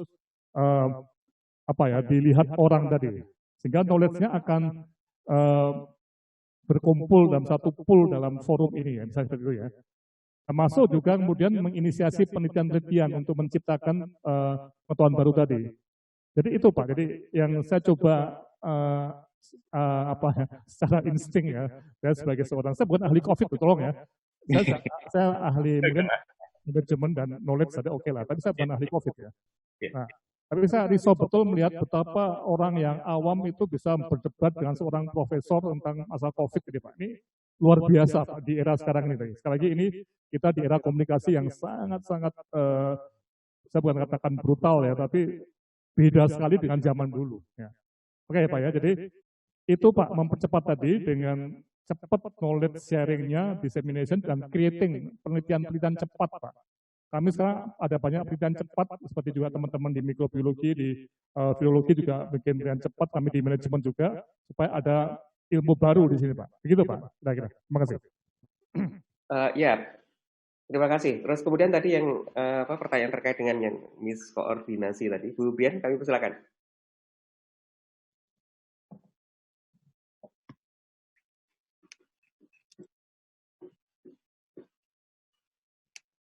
Bu Brian di unmute Mas. Ya, silakan. Di unmute dari sana. Okay. Ya, terima kasih di unmute dari sana soalnya. Saya sepakat ya, bagian dari bagaimana berkomunikasi, kemudian menjaga konsistensi dalam menyampaikan statement dan menerjemahkan arahan itu mungkin bagian dari pembelajaran, bagian dari hal yang harus harus dipelajari dan diambil diambil mutiaranya ya, diambil pembelajarannya. Saya sepakat sekali. Tetapi kan situasinya seperti ini. Tadi saya sudah sampaikan. Apa yang ini Bapak Ibu harus pahami, harus ada di dalam kepala kita sekarang ini, bahwa tadi saya sudah sampaikan dalam paparan saya, kita ini menghadapi 3 hal secara bersama-sama.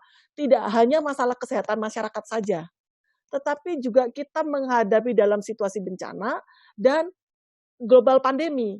3 hal ini membuat masalah yang kita hadapi sekarang itu begitu besarnya. Kemudian arahan dari dari pimpinan dari presiden itu tidak, walaupun kita tahu ada kepres yang untuk membentuk gugus tugas, kemudian dengan ada kepala di sana yang bisa mengambil keputusan atas nama presiden, tetapi pada saat yang sama, karena besaran masalah ini, sebenarnya kementerian lembaga juga mempunyai mandat. Karena dari beberapa arahan presiden, di situ ada juga gitu, misalnya diminta bahwa setiap kementerian lembaga melakukan realokasi dan refocusing program mereka untuk tahun 2020. Mau tidak mau ini akan mempengaruhi juga bagaimana mereka bekerja di dalam tahun 2020 ini. Jadi memang arahannya memang kedua belah pihak. Penanganan secara khusus, penanganan untuk secara khusus respon terhadap penanganan pandemik ini ada mandatnya ada di gugus tugas, tetapi juga program-program lain yang secara langsung maupun tidak langsung akan terkait atau terdampak dari pandemik ini tetap menjadi mandatnya kementerian lembaga.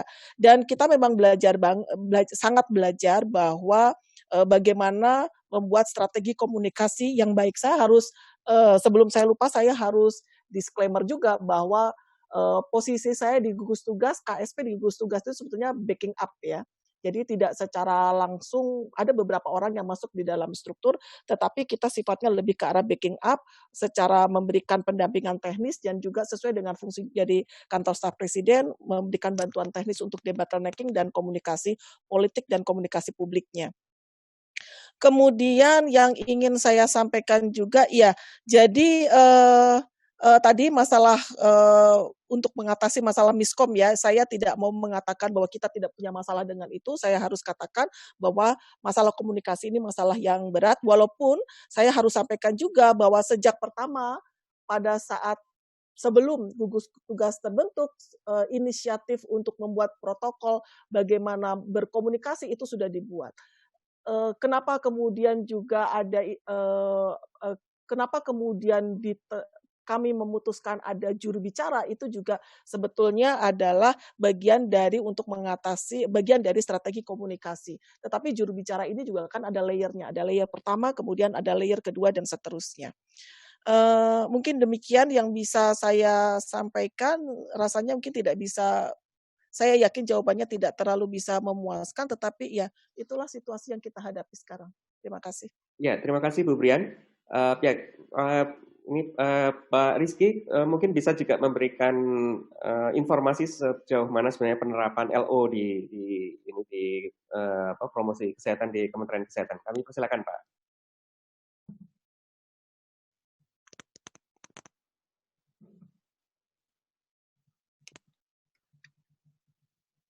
Lutfan? Mungkin agak ya silakan Pak Rizky. Ya, Assalamualaikum Prof. Laksono, Bu Brian, dan Pak Ahmad. Prof, di Direktorat Promosi Kesehatan itu menerapkan dua sisi, Prof. Sebab dan akibat, Prof. Dua. Kemudian kami mempunyai 3 poin yang menjadi orientasi kita. Bagaimana kita menyampaikan instruksi sesuai dengan struktur yang ada sampai ke ujung dengan waktu yang singkat. Yang kedua, bagaimana kita membuat perilaku yang harus diadopsi yang oleh masyarakat. Dan yang ketiga, pesan-pesan apa yang disampaikan. Ini 3 hal yang akan kita tuju. Nah, dari proses learning organization itu, Prof, dalam waktu yang tidak terlalu lama, kami melakukan yang namanya perubahan pola kerja, Prof, yang berbasis kepada jabung, tidak terikat kepada struktur eselon 3, eselon 4 begitu, tapi ke jabungnya. Jabung itu terdiri dari kelompok-kelompok yang memecahkan permasalahan tertentu. Jadi ini lebih agile ya, lebih fleksibel ya, daripada terikat oleh struktur yang ada di eselon 3 begitu, Prof. Itu yang kita bikin ya, sehingga mereka bisa mendekati permasalahan yang ada. Yang kedua adalah kita memanfaatkan yang namanya distance learning. Ini adalah yang kita lakukan, distance learning. Kalau nanti teman-teman bisa melihat di Play Store itu sekarang ada EduPro, edukasi promosi kesehatan, kita singkat EduPro maupun ProSehat ya. ProSehat ini kita gunakan sebagai bentuk edukasi dalam jangka panjang. Jadi Prof. Laksono, secara singkat kami sampaikan, kami belajar bahwa sekarang ini adalah menangani sebab dan akibat, bukan salah satu. Kalau bencana itu mempelajari hanya akibatnya saja. Kita mempelajari dua-dua yang bersamaan. Begitu, Prof. Terima kasih, Prof. Ya, silakan Prof. Laksono, kelihatannya ada komentar. Ya, terima kasih Pak Rizky ya. Ini menarik sekali ya, jika ada Pak Rizky ya. Dan nanti mungkin Pak Ahmad masih ya, Pak Ahmad masih stay on. Ya, siap, Prof. Ya, artinya memang ini kembali ke sini tadi, ketika mungkin direktoratnya Pak Rizky merespon ini kan berarti kan tidak hanya struktural, jadi mengaktifkan orang-orang di sini yang mungkin fungsional ya, betul ya Pak Rizky ya? Halo? Ya. Nah, ini menarik ya, jadi kita ada pendekatan yang sifatnya non-struktural, ya. Lebih pada keahlian tadi. Nah, mungkin Pak Ahmad, saya ingin tanya Pak Ahmad juga nih, Pak Ahmad, apakah ini yang dimaksud dengan tadi ASN University tadi Pak ya? Bahwa tenaga-tenaga fungsional itu memang yang akan lebih ditingkatkan, entah itu pengetahuan dan juga peranannya. Betul nggak Pak? Masih Pak? Ya, izin Prof, kalau ASN Corporate University itu sebenarnya memang kita berusaha berubah. Jadi yang sudah jadi contohnya itu Kementerian Keuangan mungkin Prof. Di sana pola-pola pembelajaran yang dulunya training center saja itu sudah berubah. Nah disinilah yang banyak para narasumbernya itu kalau dahulu mungkin hanya mengandalkan Widya Iswara, tetapi ini bisa combine. Nah, sasarannya adalah seperti yang Pak Rizky katakan tadi, ada pejabat-pejabat fungsional yang bisa lebih gesit ya, lebih gesit menangani masalah-masalah kalau umpama kita di Kementerian Kesehatan. Jadi kompetensi mereka dikuatkan dengan metode corporate university ini. Kira-kira begitu, Prof. Jadi sama lah kira-kira yang disampaikan Pak Rizky itu untuk penerapannya. Tapi kita di Kementerian Kesehatan memang ini belum melaksanakan terintegrasi lah. Gitu. Ini yang akan kita bangun ke depan. Ya. Ya, makasih Pak Ahmad. Pak Lutfan. Ya.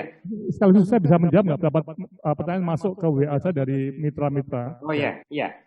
Nah, termasuk nih dari Pak Denny Bandung ya, dari Unpad, peneliti di universitas tadi. Ini penting sekali. Jadi memang peneliti juga bagian dari tenaga fungsional tadi ya. Jadi untuk belajar bersama. Nah, cuman jadi harus belajar bersama-sama dengan data yang bersama-sama juga, Pak. Ini yang jadi isu kunci ya. Jadi menyarankan supaya ada pembelajaran berbasis pada data. Oke, ya, saya kira ini pernyataan yang baik ya. Kemudian yang berikutnya juga dari ini, yang dari Pak Manopo ya. Memang harapannya kami dalam forum ini banyak individual ya yang ikuti forum kami ya, entah itu webinar atau kursus online ya. Tapi bagaimana, nah ini yang ditanyakan Pak Manopo ini, mengatasi resistensi organisasi kalau individu mengusulkan ide-ide baru dari knowledge management yang kita kerjakan atau dikerjakan dari pihak lainnya ya. Nah ini, jadi ini pertanyaan yang sangat klasik ya, ketika orang itu mendapat ilmu dari luar seperti ini ya. Nah, apakah bisa nggak ini lembaga itu bisa menerapkan nggak ilmunya ini? Nah ini yang jadi satu isu kunci ya. Saya selama puluhan tahun ya di konteks manajemen rumah sakit ya, itu kalau saya lihat tergantung pada figur leadernya, Pak, direkturnya, itu utama. Itu figur yang tadi mempunyai leadership yang bagus atau tidak. Yang mempunyai tadi yang Budian katakan punya inisiatif, punya inovasi ya, menyemangati orang lain atau tidak. Nah ini yang jadi satu isu kunci. Makanya dalam konteks COVID ini taruhannya luar biasa nih.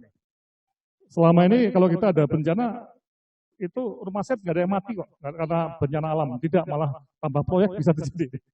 Tapi ketika COVID ini bisa berkepanjangan, ini sudah mulai ada rumah sakit yang goyah ini, pendapatan turun karena pasien non-COVID juga nggak datang ya, atau mungkin insentifnya kurang dan sebagainya nih.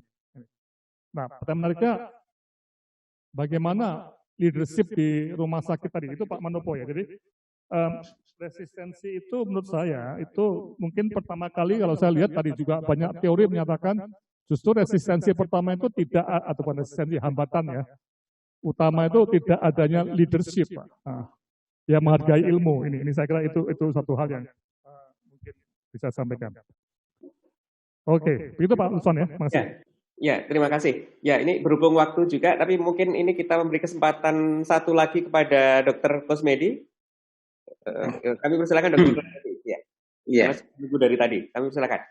Terima kasih, Mbak Moderator. Jadi saya pengen berbagi Prof sedikit. Jadi kita tahu bagaimana medsos itu berkembang begitu cepat dan itu tidak disadari oleh kita mungkin para pimpinan-pimpinan bahwa medsos itu sangat merubah perilaku masyarakat. Yang kedua adalah kita selalu gagal, tidak menyadari bahwa program-program yang sudah dibuat oleh pemerintah kebanyakan kegagalannya adalah pada pemberdayaan masyarakat. Pemberdayaan masyarakat inilah yang tidak pernah dipelajari oleh kita semuanya. Bagaimana sebenarnya kita harus mendekati masyarakat. Karena tanggung jawab semuanya, termasuk di bidang kesehatan, itu adalah tanggung jawab masyarakat. Bukan tanggung jawab satu institusi tertentu. Memang kita menjadi pemandu dalam hal ini untuk mereka bagaimana hidup sehat. Tetapi semua tanggung jawab itu tetap ada pada masyarakat. Dan bertahun-tahun kita bertahun-tahun kita membuat program, tidak pernah kita itu melibatkan dengan baik bagaimana pemberdayaan masyarakat itu berjalan. Satu contoh KB. KB itu cukup bagus dalam pemberdayaan masyarakatnya. Pernah menjadi program yang sangat bagus. Tetapi begitu pimpinannya tidak mengerti kembali sebenarnya titik tolaknya itu di mana, maka program itu menjadi berubah. Saya pernah melakukan hal yang semacam itu, dan terus terang saya bilang semua tidak bisa diucapkan dengan kata-kata. Memberdayakan masyarakat itu harus mendekati, melakukan touch langsung kepada masyarakat, langsung bertanya apa masalahnya dan apapun yang kita selesaikan. Selama kita masih seperti ini dan tidak pernah melihat bagaimana pemberdayaan masyarakat itu adalah sebuah power, dan kita tidak menyadari bahwa medsos itu dunianya begitu kuatnya. Coba bayangkan ada orang yang tiba-tiba menjadi kiai, ada tiba-tiba orang menjadi pendeta, tiba-tiba menjadi profesor. Itu tidak kita sadari bahwa ada sesuatu yang berubah yang tidak pernah kita sadari dengan baik. Jadi kalau saya, mari kita coba gali bagaimana sih teori pemberdayaan masyarakat ataupun mendekati masyarakat itu untuk lebih intensif. Terima kasih. Ya, terima kasih Dr. Kusmedi. Ada komentar mungkin sebelum ditutup Pak Laksono? Ya, mungkin ini Pak Kusmedi ya, memang ini kembali lagi pada masyarakat yang begitu, tanda kutip ya, gaduh ini Pak ya. Nah ini sampai terjadi suatu situasi yang seseorang yang bukan ahlinya pun bisa lebih diikuti oleh masyarakat dibanding yang ahlinya Pak. Ya. Bahkan oleh pemerintah juga, pemerintahnya kurang diikuti dibanding pendapat yang bukan ahli ini. Ya. Nah, ini sesuatu lagi yang terkait dengan knowledge tadi, Pak. Jadi dalam konteks COVID ini, saya berharap dalam waktu 3-4 bulan atau tahun depan ya, ada banyak penelitian yang membahas seperti apa yang disampaikan Pak Kusmedi tadi, Pak. Bagaimana cara komunikasi kita atau cara kita untuk mendorong masyarakat supaya berperilaku baik, Pak, atau mempunyai pemberdayaan juga, Pak. Terus saja kita nggak punya banyak, Pak, pengetahuan seperti itu. Ya. Benar, Pak. Ini riset itu nggak banyak, Pak. Tapi kalau riset yang terkait dengan Gojek, GoFood itu mungkin banyak, Pak. Tapi kalau tentang COVID ini atau tentang masa pemberdayaan ini belum banyak, Pak. Saya kira ini saatnya ya. Oke. Saya itu Pak Lutfan, ini ada pertanyaan dari itu bisa nggak kita sedikit yang tertulis Pak, ada berapa yang menarik atau kalau nggak nanti kumpulkan untuk kita bahas minggu depan juga bisa Pak. Gimana Pak? Prof, izin Prof. Ya. Ya, halo. Prof, izin. Monggo. Ya. Ini komunitas yang mengikuti ini ada rumah sakit, ada dinas kesehatan, Prof. Ya. Nah, jadi kami usul kalau nanti ke depan ada topik yang spesifik, Prof. Untuk dinas kesehatan tentunya berbeda dengan rumah sakit. Nah, dan biasanya yang menarik juga saling sharing, Prof. Nah, nanti ada rumah sakit yang berhasil untuk melakukan knowledge management itu bisa di-sharing di sini gitu, Prof.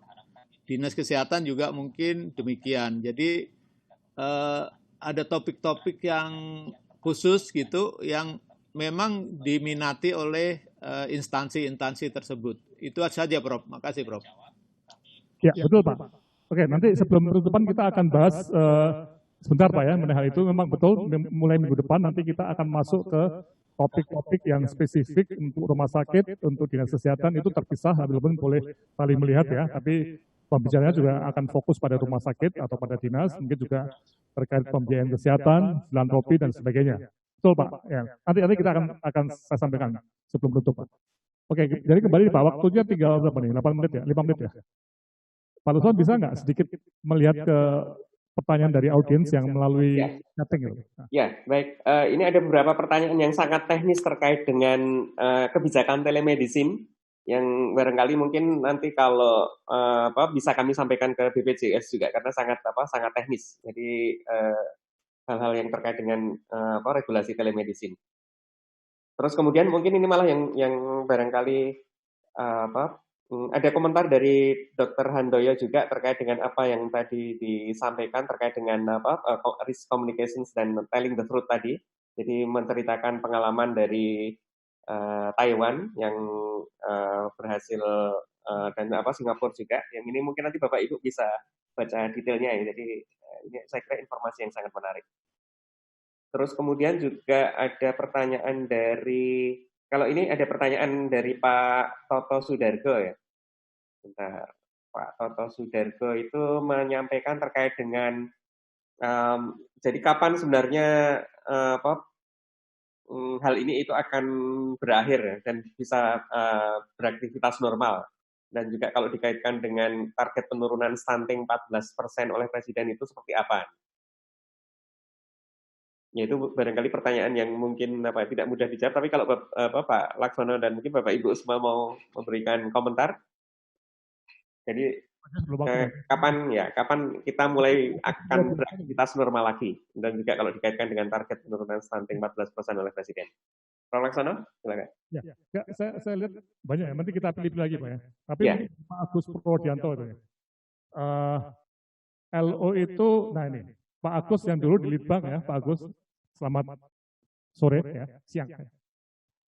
LO itu di zaman kami di Balitbank diinisiasi Pak Tiono dengan champion dialog di Dinkes Kota memanfaatkan data IPKes-nya Pak Tiono. Nah ini Pak. Ya, jadi justru itu Pak. Jadi sebenarnya ini bukan barang baru ya. Pak Tiono Sundoro dulu pernah di Litbang ya. Tapi ini juga seperti yang saya baca di banyak referensi ya. Itu memang LO itu seperti disappearing ya, menghilang ya pelan-pelan. Ya. Padahal isinya bagus sekali. Memang kritikannya pada waktu itu tadi ya saya katakan terlalu utopian ya, terlalu tidak konkret ya. Oke, tapi sebagian dari para ahli learning organization juga meneruskan dan mereka menggunakan hal-hal yang lebih konkret lagi termasuk masuk ke bisnis perusahaan ya. Nah, ini yang menarik ya. Jadi saya sekalian untuk menjawab ini sebagai penutup ya Pak Lutfan ya, dan juga Bu Brian dan Pak Ahmad ya.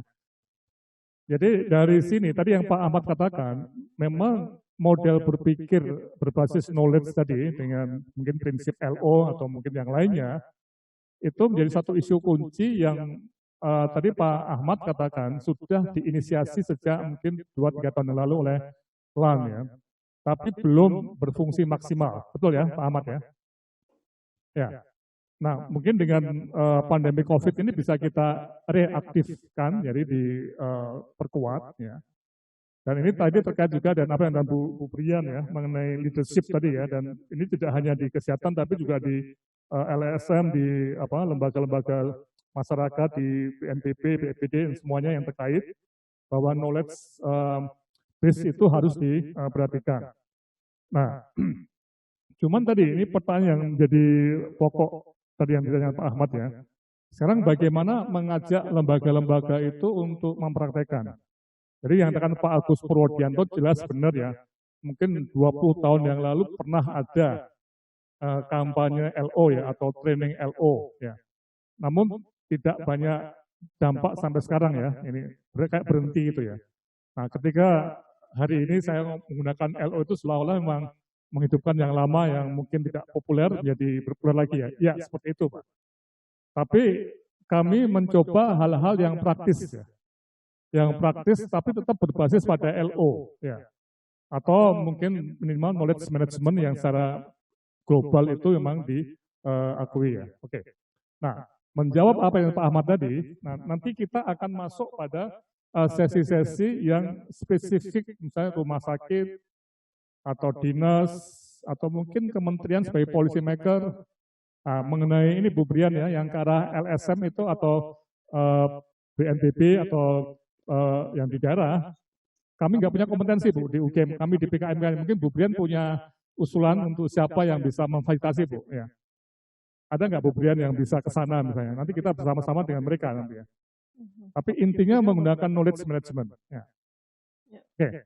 Tapi ini semua sekali lagi tergantung pada leadernya.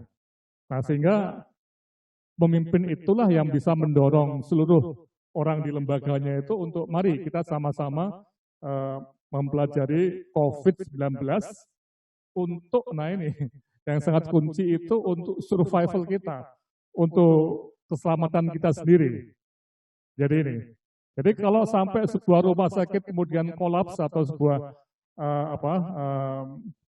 lembaga kolaps, dan selama dia menjelang kolaps itu tidak ada satupun kegiatan knowledge management, berarti ada sebuah situasi yang memang leadership-nya nggak beres nih, artinya tidak ada usaha, tidak ada ikhtiar.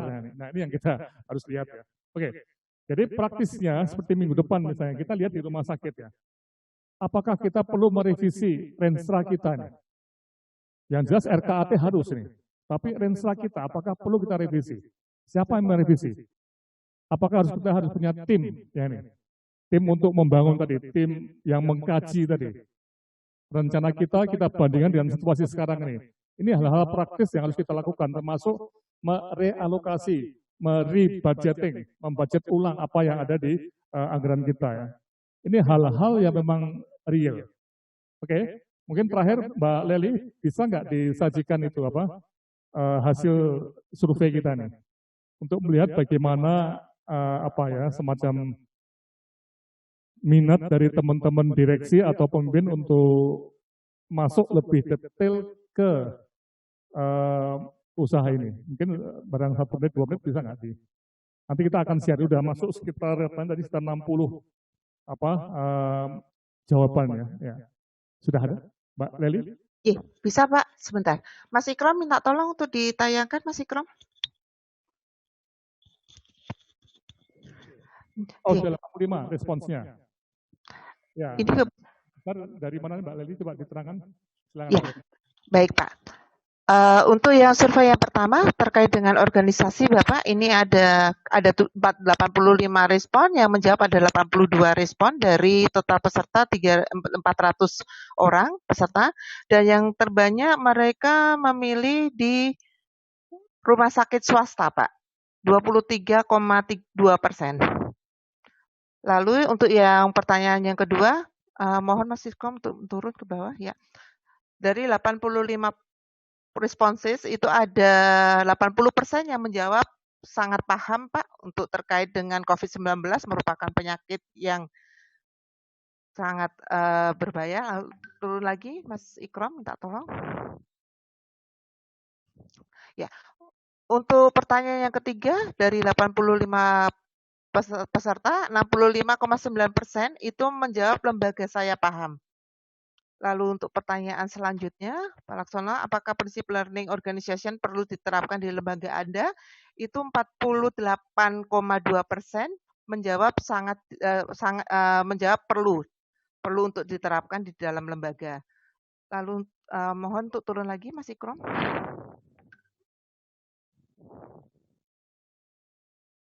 Ya. Apakah diperlukan tim pengetahuan tentang COVID-19 di lembaga Anda? Itu 51,8% menjawab perlu.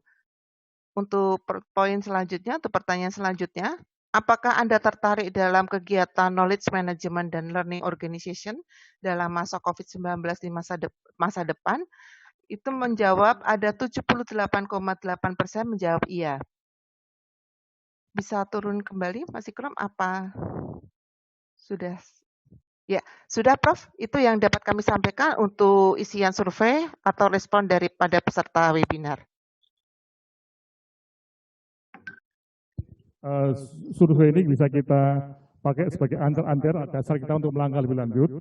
Tapi tadi yang menarik itu ternyata rumah swasta paling banyak ya ikut ya, karena memang hal-hal seperti ini terkait dengan semangat survival ya.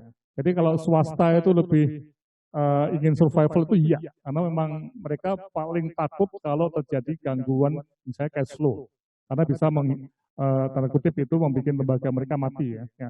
Tapi kalau pemerintah mungkin tidak begitu risau ya, karena toh tetap ada yang membayar. Oke, dan sebagian besar ingin ya untuk terus berkembang bersama forum ini. Saya terima kasih dan juga mengatakan sangat perlu untuk membangun atau menggunakan model-model LO. Saya kira demikian Pak Lutfan apa yang bisa saya sampaikan. Jadi pertemuan pertama ini sekali lagi perlu pembuka dan nanti kami akan bahas bersama para mitra untuk bagaimana selanjutnya. Tapi saya yakin bahwa kegiatan ini tidak hanya berhenti sampai pandemik ini selesai ya. Tadi seperti yang kata oleh Bu Brian ya, kita mungkin harus bersama-sama melihat bahwa ini terkendali tadi ya. Terkendali artinya memang sepanjang masa mungkin COVID-19 tetap ada juga, cuman tergantung apakah kita bisa mengendalikan atau tidak. Saya kira demikian Pak Lutfan apa yang bisa sampaikan dan sampai ketemu minggu depan dengan hal-hal yang lebih konkret dan masuk ke tiap-tiap lembaga secara spesifik ya. Itu rumah sakit, Dinkes, atau mungkin perguruan tinggi juga demikian, fakultas kesehatan dan sebagainya. Tapi Bu Brian saya belum berani menjanjikan untuk LSM dan yang lainnya Bu. Mungkin Bu Brian punya ide ya.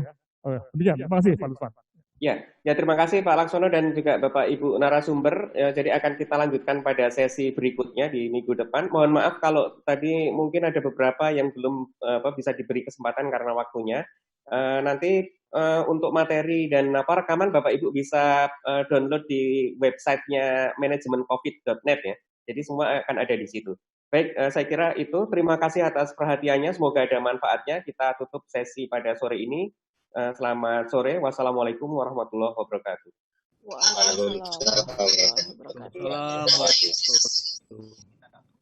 Waalaikumsalam warahmatullahi wabarakatuh.